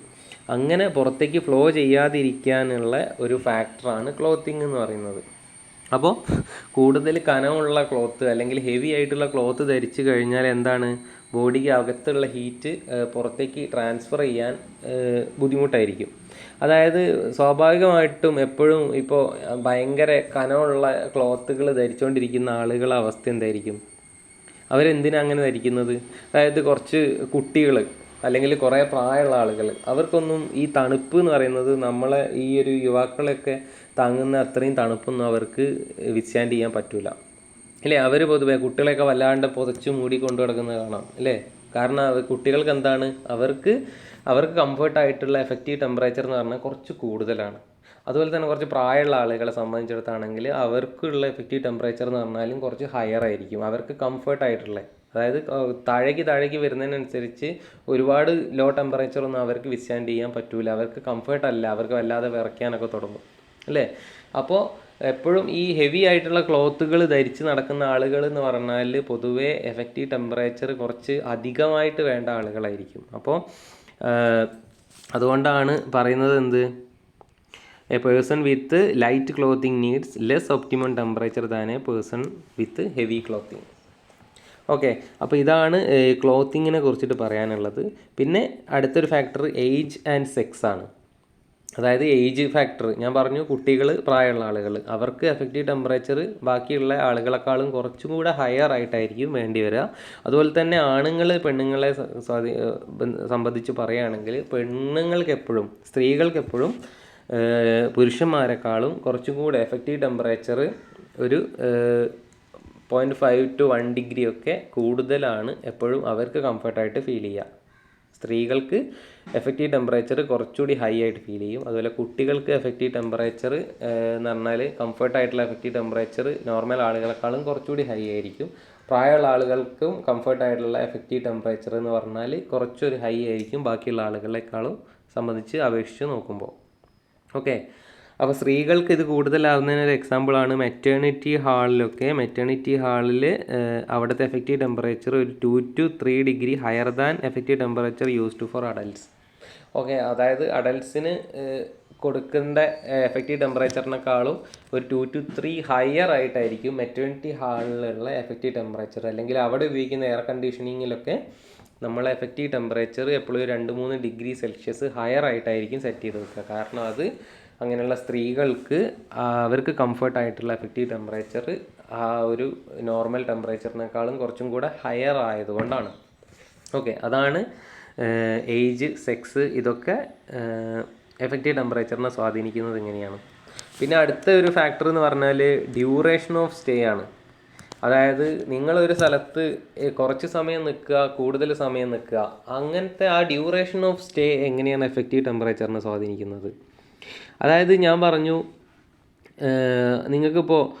നിങ്ങളിപ്പോൾ പെട്ടെന്ന് പുറത്തുനിന്ന് ഒരു റൂമിലേക്ക് ഓടിക്കയറി ചെല്ലുകയാണ്, ഒരു AC റൂമിലേക്ക് ഓടിക്കയറി ചെല്ലുകയാണെങ്കിൽ നിങ്ങൾക്ക് അവിടെ ഭയങ്കര തണുപ്പ് തോന്നും. അതായത് നിങ്ങളിപ്പോൾ ഒരു ഇൻസ്റ്റൻറ്റ് സമയത്തേക്ക് ഇപ്പോൾ ബാങ്കിലേക്ക് പോവുകയാണ്, അല്ലെങ്കിൽ ഒരു ATM കൗണ്ടറിൽ കയറുകയാണ്.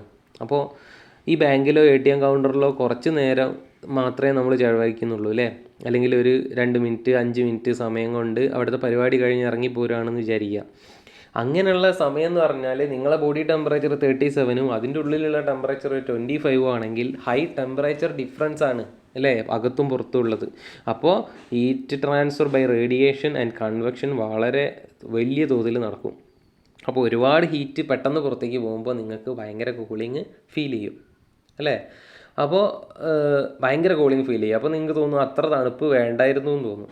അതായത് നിങ്ങൾക്ക് കംഫർട്ടായിട്ടുള്ള എഫക്റ്റീവ് ടെമ്പറേച്ചർ എന്ന് പറഞ്ഞാൽ ആ 25 ഡിഗ്രീനേക്കാളും കുറച്ചുകൂടി മേലെയാണെന്നാണ് അതിൻ്റെ അർത്ഥം. അപ്പോൾ ഷോർട്ട് ഡ്യൂറേഷന് വേണ്ടിയിട്ട് ഒരു എയർ കണ്ടീഷനിങ്ങിൽ കയറുന്ന ആളുകൾക്ക് വേണ്ടിയിട്ട് കുറച്ച് ഹൈ ആയിട്ടുള്ള എഫക്റ്റീവ് ടെമ്പറേച്ചർ സെറ്റ് ചെയ്ത് വെക്കുന്നതായിരിക്കും അവർക്ക് കംഫർട്ട് ഉണ്ടാവുക.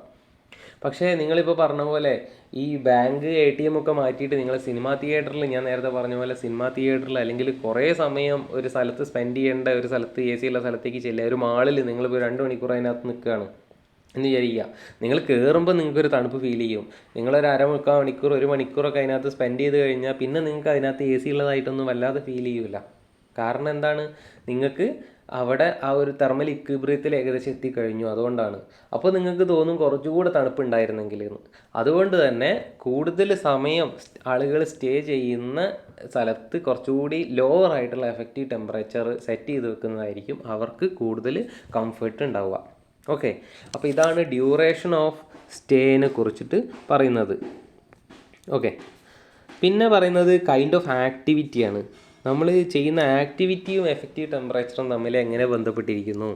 കാരണം നിങ്ങൾക്കറിയാം, നിങ്ങൾ ചുമ്മാതിരിക്കുകയാണെങ്കിൽ അല്ലേ, നിങ്ങളിപ്പോൾ വെറുതെ ഒരു പണിയില്ലാതെ വെറുതെ റൂമിലിരിക്കുന്ന ആൾ ഒരു AC റൂമിലേക്ക് കയറി ചെന്നപ്പോൾ നിങ്ങൾക്ക് എന്താണ്, നിങ്ങൾക്ക് അവിടെ പെട്ടെന്ന് ഭയങ്കരമായിട്ടുള്ള തണുപ്പ് ഫീൽ ചെയ്യും അല്ലേ? കാരണം നിങ്ങൾക്ക് ഓൾറെഡി ബോഡീനകത്ത് പുറത്ത് വിടാൻ ഒരുപാട് ഹീറ്റൊന്നും ഇല്ല. അപ്പോൾ പക്ഷേ ഒരുപാട് ഓടിക്കളിച്ച് ചെല്ലുന്ന ആളുകൾക്ക് എന്താണ്, അവരുടെ അവസ്ഥ എന്താണ്, അവർക്ക് ഒരുപാട് ഹീറ്റ് പെട്ടെന്ന് പുറത്തേക്ക് വിടാനുണ്ട്. അപ്പോൾ അവർക്ക് എന്ത് തോന്നും, കുറേ ഹീറ്റ് പുറത്തേക്ക് പോയാലേ അവർക്ക് ആ കംഫർട്ട് സോണിൽ എത്തുള്ളൂ. അപ്പോൾ അവർക്ക് സംബന്ധിച്ചിടത്തോളം കുറച്ചും കൂടി ഒരു എഫക്റ്റീവ് ടെമ്പറേച്ചർ, കുറഞ്ഞ എഫക്റ്റീവ് ടെമ്പറേച്ചർ ആയിരിക്കും അവർക്ക് കൂടുതൽ കംഫർട്ട്. അതാണ് കൈൻഡ് ഓഫ് ആക്ടിവിറ്റി എന്ന് പറയുന്നത്.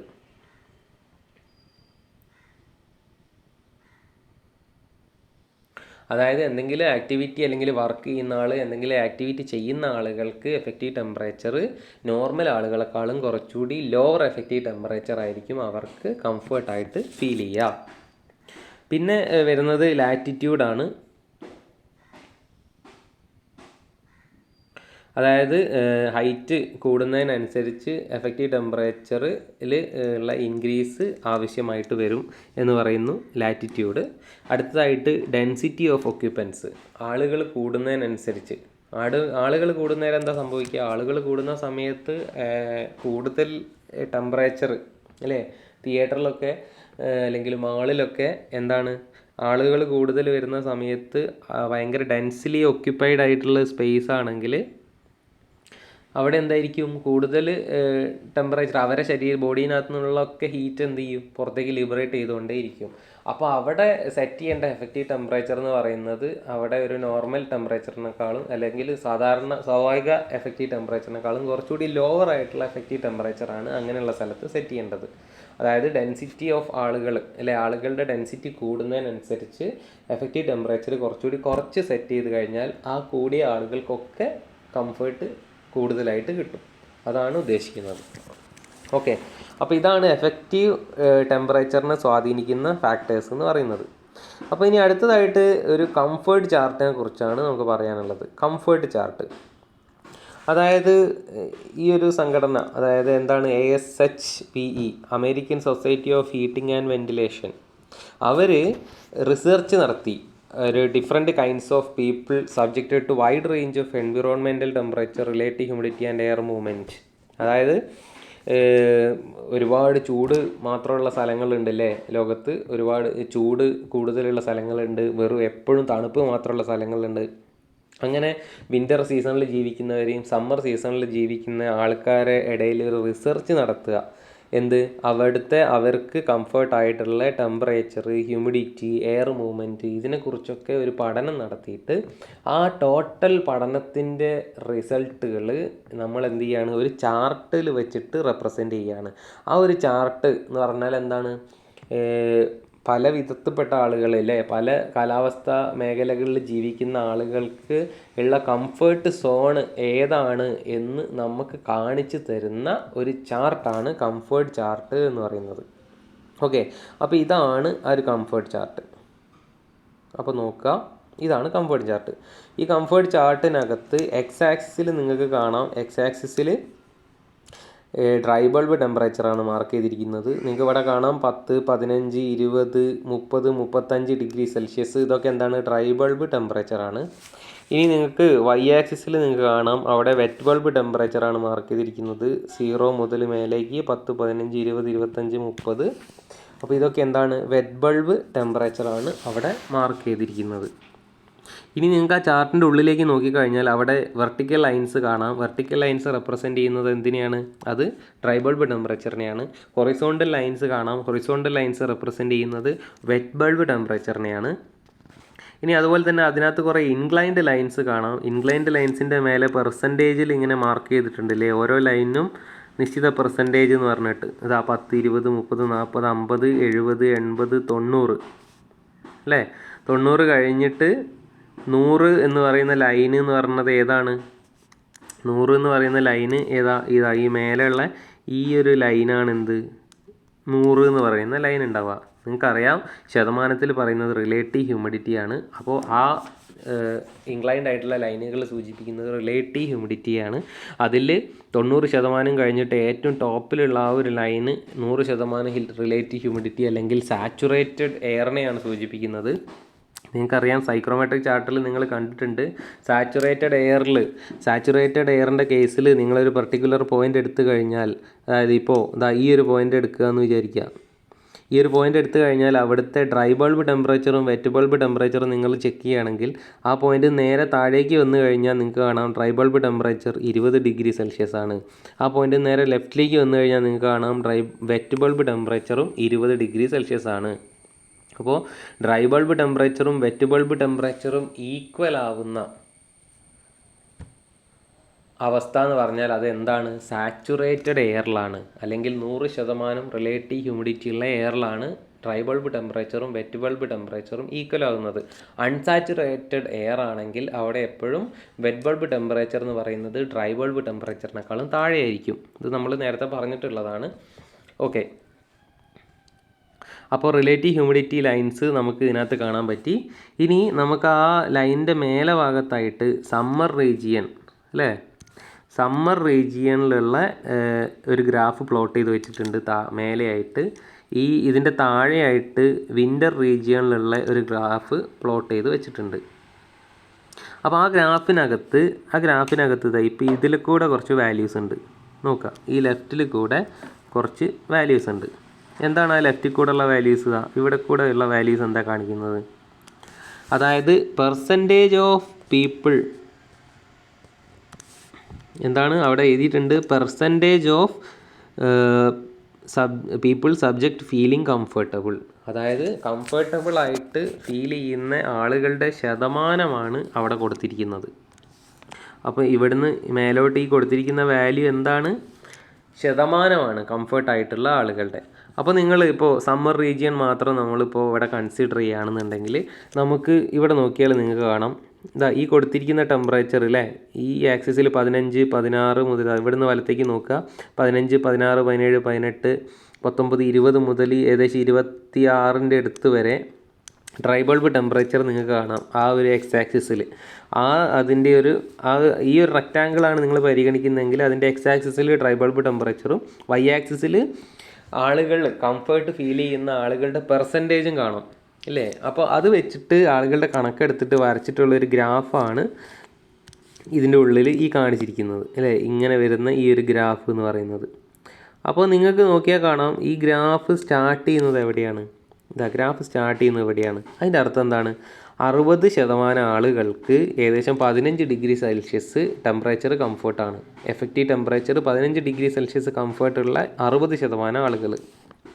ഇനിയിപ്പോൾ നമ്മൾ ഈ പോയിൻറ്റിനകത്ത് ഇപ്പോൾ ഇവിടെ എടുത്തു ഒരു പോയിൻ്റ്. ഈ ഒരു പോയിൻ്റ് എടുക്കുകയാണെങ്കിൽ അതിൻ്റെ അർത്ഥം എന്താണ്? അതിൻ്റെ ലെഫ്റ്റിലേക്ക് നോക്കിയാൽ അവിടെ ഏകദേശം ഒരു 35 അല്ലെങ്കിൽ ഒരു 40% എന്ന് കാണാം. 40% ആളുകൾക്ക് കംഫർട്ടായിട്ടുള്ള ടെമ്പറേച്ചർ എത്രയാണ്? ഒരു 18.5 19 ഡിഗ്രി സെൽഷ്യസ് ആണ് 40% ആളുകൾക്ക് കംഫർട്ടായിട്ടുള്ളത്.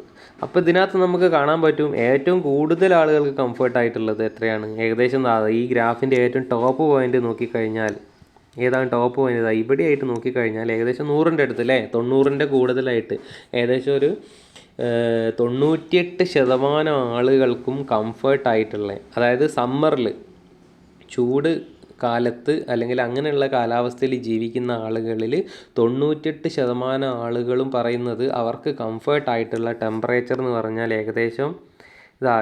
ഏകദേശം ഈ ഒരു 21 റേഞ്ചിലായിരിക്കും. ഏകദേശം 21.6 അല്ലേ. അതായത് 98% ആളുകൾക്കും 21.6 ഡിഗ്രി സെൽഷ്യസ് ആണ് കംഫർട്ടബിൾ ആയിട്ടുള്ളത്. എവിടെ? സമ്മർ സീസണിൽ. അതാണ് ഈ ഗ്രാഫ് എന്ന് മനസ്സിലാകുന്നത്. നേരെ നമ്മൾ വിൻ്റർ സീസണിലേക്ക് പോയി നോക്കാം. അവിടെ ഒരു റെക്റ്റാങ്കിൾ ഉണ്ട്. ആ റെക്റ്റാങ്കിളിനകത്ത് നമ്മൾ മേലെയായിട്ട് എക്സ് ആക്സിസിൽ ഡ്രൈ ബൾബ് ടെമ്പറേച്ചർ കാണാം. അതുപോലെ തന്നെ ഈ വൈ ആക്സിസിൽ താഴേക്കായിട്ട് 10 മുതൽ 100 വരെയുള്ള ആളുകളുടെ പെർസെൻറ്റേജ് കാണാം കംഫർട്ടബിളായിട്ട് ഫീൽ ചെയ്യുന്നത്. പക്ഷേ ഇവിടെ നമുക്ക് ഈ കർവ് എന്ന് പറയുന്നത് എത്രയേ ഉള്ളൂ? ഇത്ര ഭാഗം മാത്രമേ ഉള്ളൂ. അതായത് അതിൻ്റെ അർത്ഥം എന്താണ്? ഏകദേശം 18.5 അല്ലേ, ഇത് നമ്മൾ തണുപ്പ് കാലമാണ് പറയുന്നത്. ഏകദേശം ഒരു 18 ഡിഗ്രി സെൽഷ്യസിൻ്റെ താഴേക്കും അല്ലെങ്കിൽ ഒരു 21 ഡിഗ്രി സെൽഷ്യസിൻ്റെ മേലേക്കും ആളുകളില്ല എന്ന് തന്നെ പറയാം അല്ലേ. അതിൻ്റെ ഈ ഒരു ടെമ്പറേച്ചർ റേഞ്ചിൻ്റെ അപ്പുറത്തേക്കും ഇപ്പുറത്തേക്കും കംഫർട്ടബിളായിട്ട് പറഞ്ഞിട്ടുള്ള ആളുകളില്ല. അതായത് വിൻ്റർ സീസണിൽ മെജോറിറ്റി ആളുകളും 18 ഡിഗ്രീൻ്റെയും ഏകദേശം 21 ഡിഗ്രീൻ്റെയും ഇടയ്ക്കായിട്ടാണ് അവരുടെ എഫക്റ്റീവ് ടെമ്പറേച്ചർ, കംഫർട്ടായിട്ടുള്ള എഫക്റ്റീവ് ടെമ്പറേച്ചർ പറഞ്ഞിട്ടുള്ളത്. അപ്പോൾ അതിനകത്ത് തന്നെ ഏറ്റവും കൂടുതൽ എന്ന് പറഞ്ഞാൽ ഏകദേശം 98%ഓളം 97.7% ഏകദേശം ഈ ഒരു പോയിന്റിൽ പറയുന്നത് 97.7% ആളുകൾ അവർക്ക് കംഫർട്ടായിട്ടുള്ള ടെമ്പറേച്ചർ എന്ന് പറഞ്ഞാൽ ഇവിടുന്ന് നേരെ താഴേക്ക് നോക്കിക്കഴിഞ്ഞാൽ ഈ ഒരു പോയിന്റ് നേരെ താഴേക്ക് നോക്കിക്കഴിഞ്ഞാൽ നമുക്കിവിടെ 20 ഡിഗ്രി സെൽഷ്യസ് എന്ന് കിട്ടും. അതായത് 20 ഡിഗ്രി സെൽഷ്യസ് ആണ്. ഓക്കെ, അപ്പോൾ നമുക്ക് മനസ്സിലാവും എന്താണ് നമ്മളെ സമ്മർ റീജിയണിൽ മാക്സിമം ആളുകൾക്ക് കംഫർട്ടായിട്ടുള്ള എഫക്റ്റീവ് ടെമ്പറേച്ചർ എന്ന് പറഞ്ഞാൽ 21.6 ഡിഗ്രി സെൽഷ്യസും വിൻ്റർ റീജിയണിൽ മാക്സിമം കംഫർട്ടായിട്ടുള്ള എഫക്റ്റീവ് ടെമ്പറേച്ചർ എന്ന് പറഞ്ഞാൽ അത് 20% മാറിപ്പോയതാണ്, 20 ഡിഗ്രി സെൽഷ്യസ് ആണ് കേട്ടോ. ഇത്രയും ശതമാനം ആളുകൾക്ക് ഉള്ള ഡ്രൈ ബൾബ് ടെമ്പറേച്ചർ എന്ന് പറഞ്ഞാൽ എന്താണ്, 20 ഡിഗ്രി സെൽഷ്യസ് ആണ് അവർക്ക് കംഫർട്ടബിൾ ആയിട്ടുള്ള ഡ്രൈ ബൾബ് ടെമ്പറേച്ചർ അല്ലെങ്കിൽ എഫക്റ്റീവ് ടെമ്പറേച്ചർ. അവരെ എഫക്റ്റീവ് ടെമ്പറേച്ചർ എന്ന് പറയുന്നത് എന്താണ്, 20 ഡിഗ്രി സെൽഷ്യസ്. ഏകദേശം ആ റേഞ്ചിൽ വരുന്ന ടെമ്പറേച്ചറാണ് അവർക്ക് കംഫർട്ടായിട്ടുള്ളത്. ഇനി നിങ്ങൾക്ക് ഇവിടെ നോക്കിയാൽ കാണാം, ഇതിൻ്റെ നടുവിലായിട്ട് ഹാച്ച് ചെയ്ത് വെച്ചിരിക്കുന്നൊരു ഭാഗമുണ്ട് അല്ലേ. ഇനി സമ്മറും അല്ല വിൻ്ററും അല്ല, അതിൻ്റെ ഇടയ്ക്ക് ജീവിക്കുന്ന ആളുകളാണ് ഈ നടുഭാഗത്തൊക്കെ വരുന്നത്. അതിനകത്ത് ഈ ഒരു ഹാച്ച് ചെയ്തിരിക്കുന്ന ഈ ഒരു സെൻറ്റർ പോർഷനാണ് ഏറ്റവും കൂടുതൽ ആളുകൾ കംഫർട്ടായിട്ടുള്ളത് അല്ലേ. ഏറ്റവും കൂടുതൽ ആളുകൾ കംഫർട്ടായിട്ട് കാണിക്കുന്ന ഒരു പോർഷൻ. അതായത് നമ്മളിപ്പോൾ സമ്മറിലും വിൻ്ററിലും കോമൺ ആയിട്ട് എടുക്കുകയാണെങ്കിൽ കൂടുതൽ ആളുകൾ കംഫർട്ടായിട്ട് കാണിക്കുന്ന ഒരു പോർഷനാണ് ഈ ഒരു ഹാച്ച് ചെയ്ത് വെച്ചിരിക്കുന്നത്. അത് ഏകദേശം ഒരു 18 ഡിഗ്രി സെൽഷ്യസ് മുതൽ 21 അല്ലെങ്കിൽ 21.5 ഡിഗ്രി സെൽഷ്യസ് വരെ ഡ്രൈ ബൾബ് ടെമ്പറേച്ചറും. പിന്നെ ഹ്യൂമിഡിറ്റി ലെവൽ നോക്കുകയാണെങ്കിൽ എത്രയാണ്, മാക്സിമം 70-75 അല്ലേ, 80 വരെ, മാക്സിമം 80, മിനിമം ഒരു 30. ഇതിൻ്റെ 80ൻ്റെ മേലേക്കുള്ള ഹ്യൂമിഡിറ്റിയും അല്ലെങ്കിൽ 30ൻ്റെ താഴേക്കുള്ള ഹ്യൂമിഡിറ്റിയും ആളുകൾക്ക് തീരെ പറ്റുന്നില്ല എന്നാണ് ഇതിൻ്റെ അർത്ഥം. അതായത് അതിൻ്റെ ഇടയ്ക്കുള്ള ഹ്യൂമിഡിറ്റി റേഞ്ച്, അതാണ് നമ്മൾ ഏകദേശം ഒരു 50, അതാണ് ഏറ്റവും കംഫർട്ടായിട്ടുള്ളതെന്ന് നമ്മൾ കണ്ടുപിടിച്ച്. ആ 50 എന്ന് പറഞ്ഞാൽ ഏകദേശം ഇതിൻ്റെ മിഡിലായിട്ട് വരും അല്ലേ. 50 എന്ന് പറഞ്ഞാൽ ഏകദേശം ഈ ലൈനാണ് 50. ഇതാണ് ഏറ്റവും ഹ്യൂമിഡിറ്റി ഉള്ള നമ്മൾ എയർ കണ്ടീഷനിലൊക്കെ സെറ്റ് ചെയ്യുന്ന ഹ്യൂമിഡിറ്റിയുടെ വാല്യൂ എന്ന് പറയുന്നത്. ഏറ്റവും കംഫർട്ടബിൾ ആയിട്ടുള്ള ഹ്യൂമിഡിറ്റി എന്ന് പറഞ്ഞാൽ ഏതാണ്, 50%. അപ്പോൾ ഇതാണ് ഹ്യൂമൻ കംഫർട്ടിലെ കംഫർട്ട് ചാർട്ട് എന്ന് പറയുന്നത്. ഈ ചാർട്ടിൽ റെപ്രസെൻ്റ് ചെയ്യുന്നത് എന്താണെന്നും അതിൽ വിൻ്റർ സീസണിലും സമ്മർ സീസണിലും ഈ ഏറ്റവും കൂടുതൽ ആളുകൾക്ക് കംഫർട്ടബിൾ ആയിട്ടുള്ള എഫക്റ്റീവ് ടെമ്പറേച്ചർ എത്രയാണെന്നുള്ളതൊക്കെയാണ് നമ്മളിപ്പോൾ ഡിസ്കസ് ചെയ്തത്. അതുപോലെ തന്നെ അതിനകത്തുള്ള ഗ്രാഫിനകത്ത് എന്തൊക്കെയാണ് പാരാമീറ്റേഴ്സ് എങ്ങനെയൊക്കെയാണ് അടയാളപ്പെടുത്തിയിട്ടുള്ളത് എന്നുള്ളതും നിങ്ങൾക്ക് മനസ്സിലായി കാണും എന്ന് വിചാരിക്കുന്നു. അപ്പോൾ ഇന്നത്തെ ക്ലാസ് ഇവിടെ സ്റ്റോപ്പ് ചെയ്യുകയാണ്. Thank you.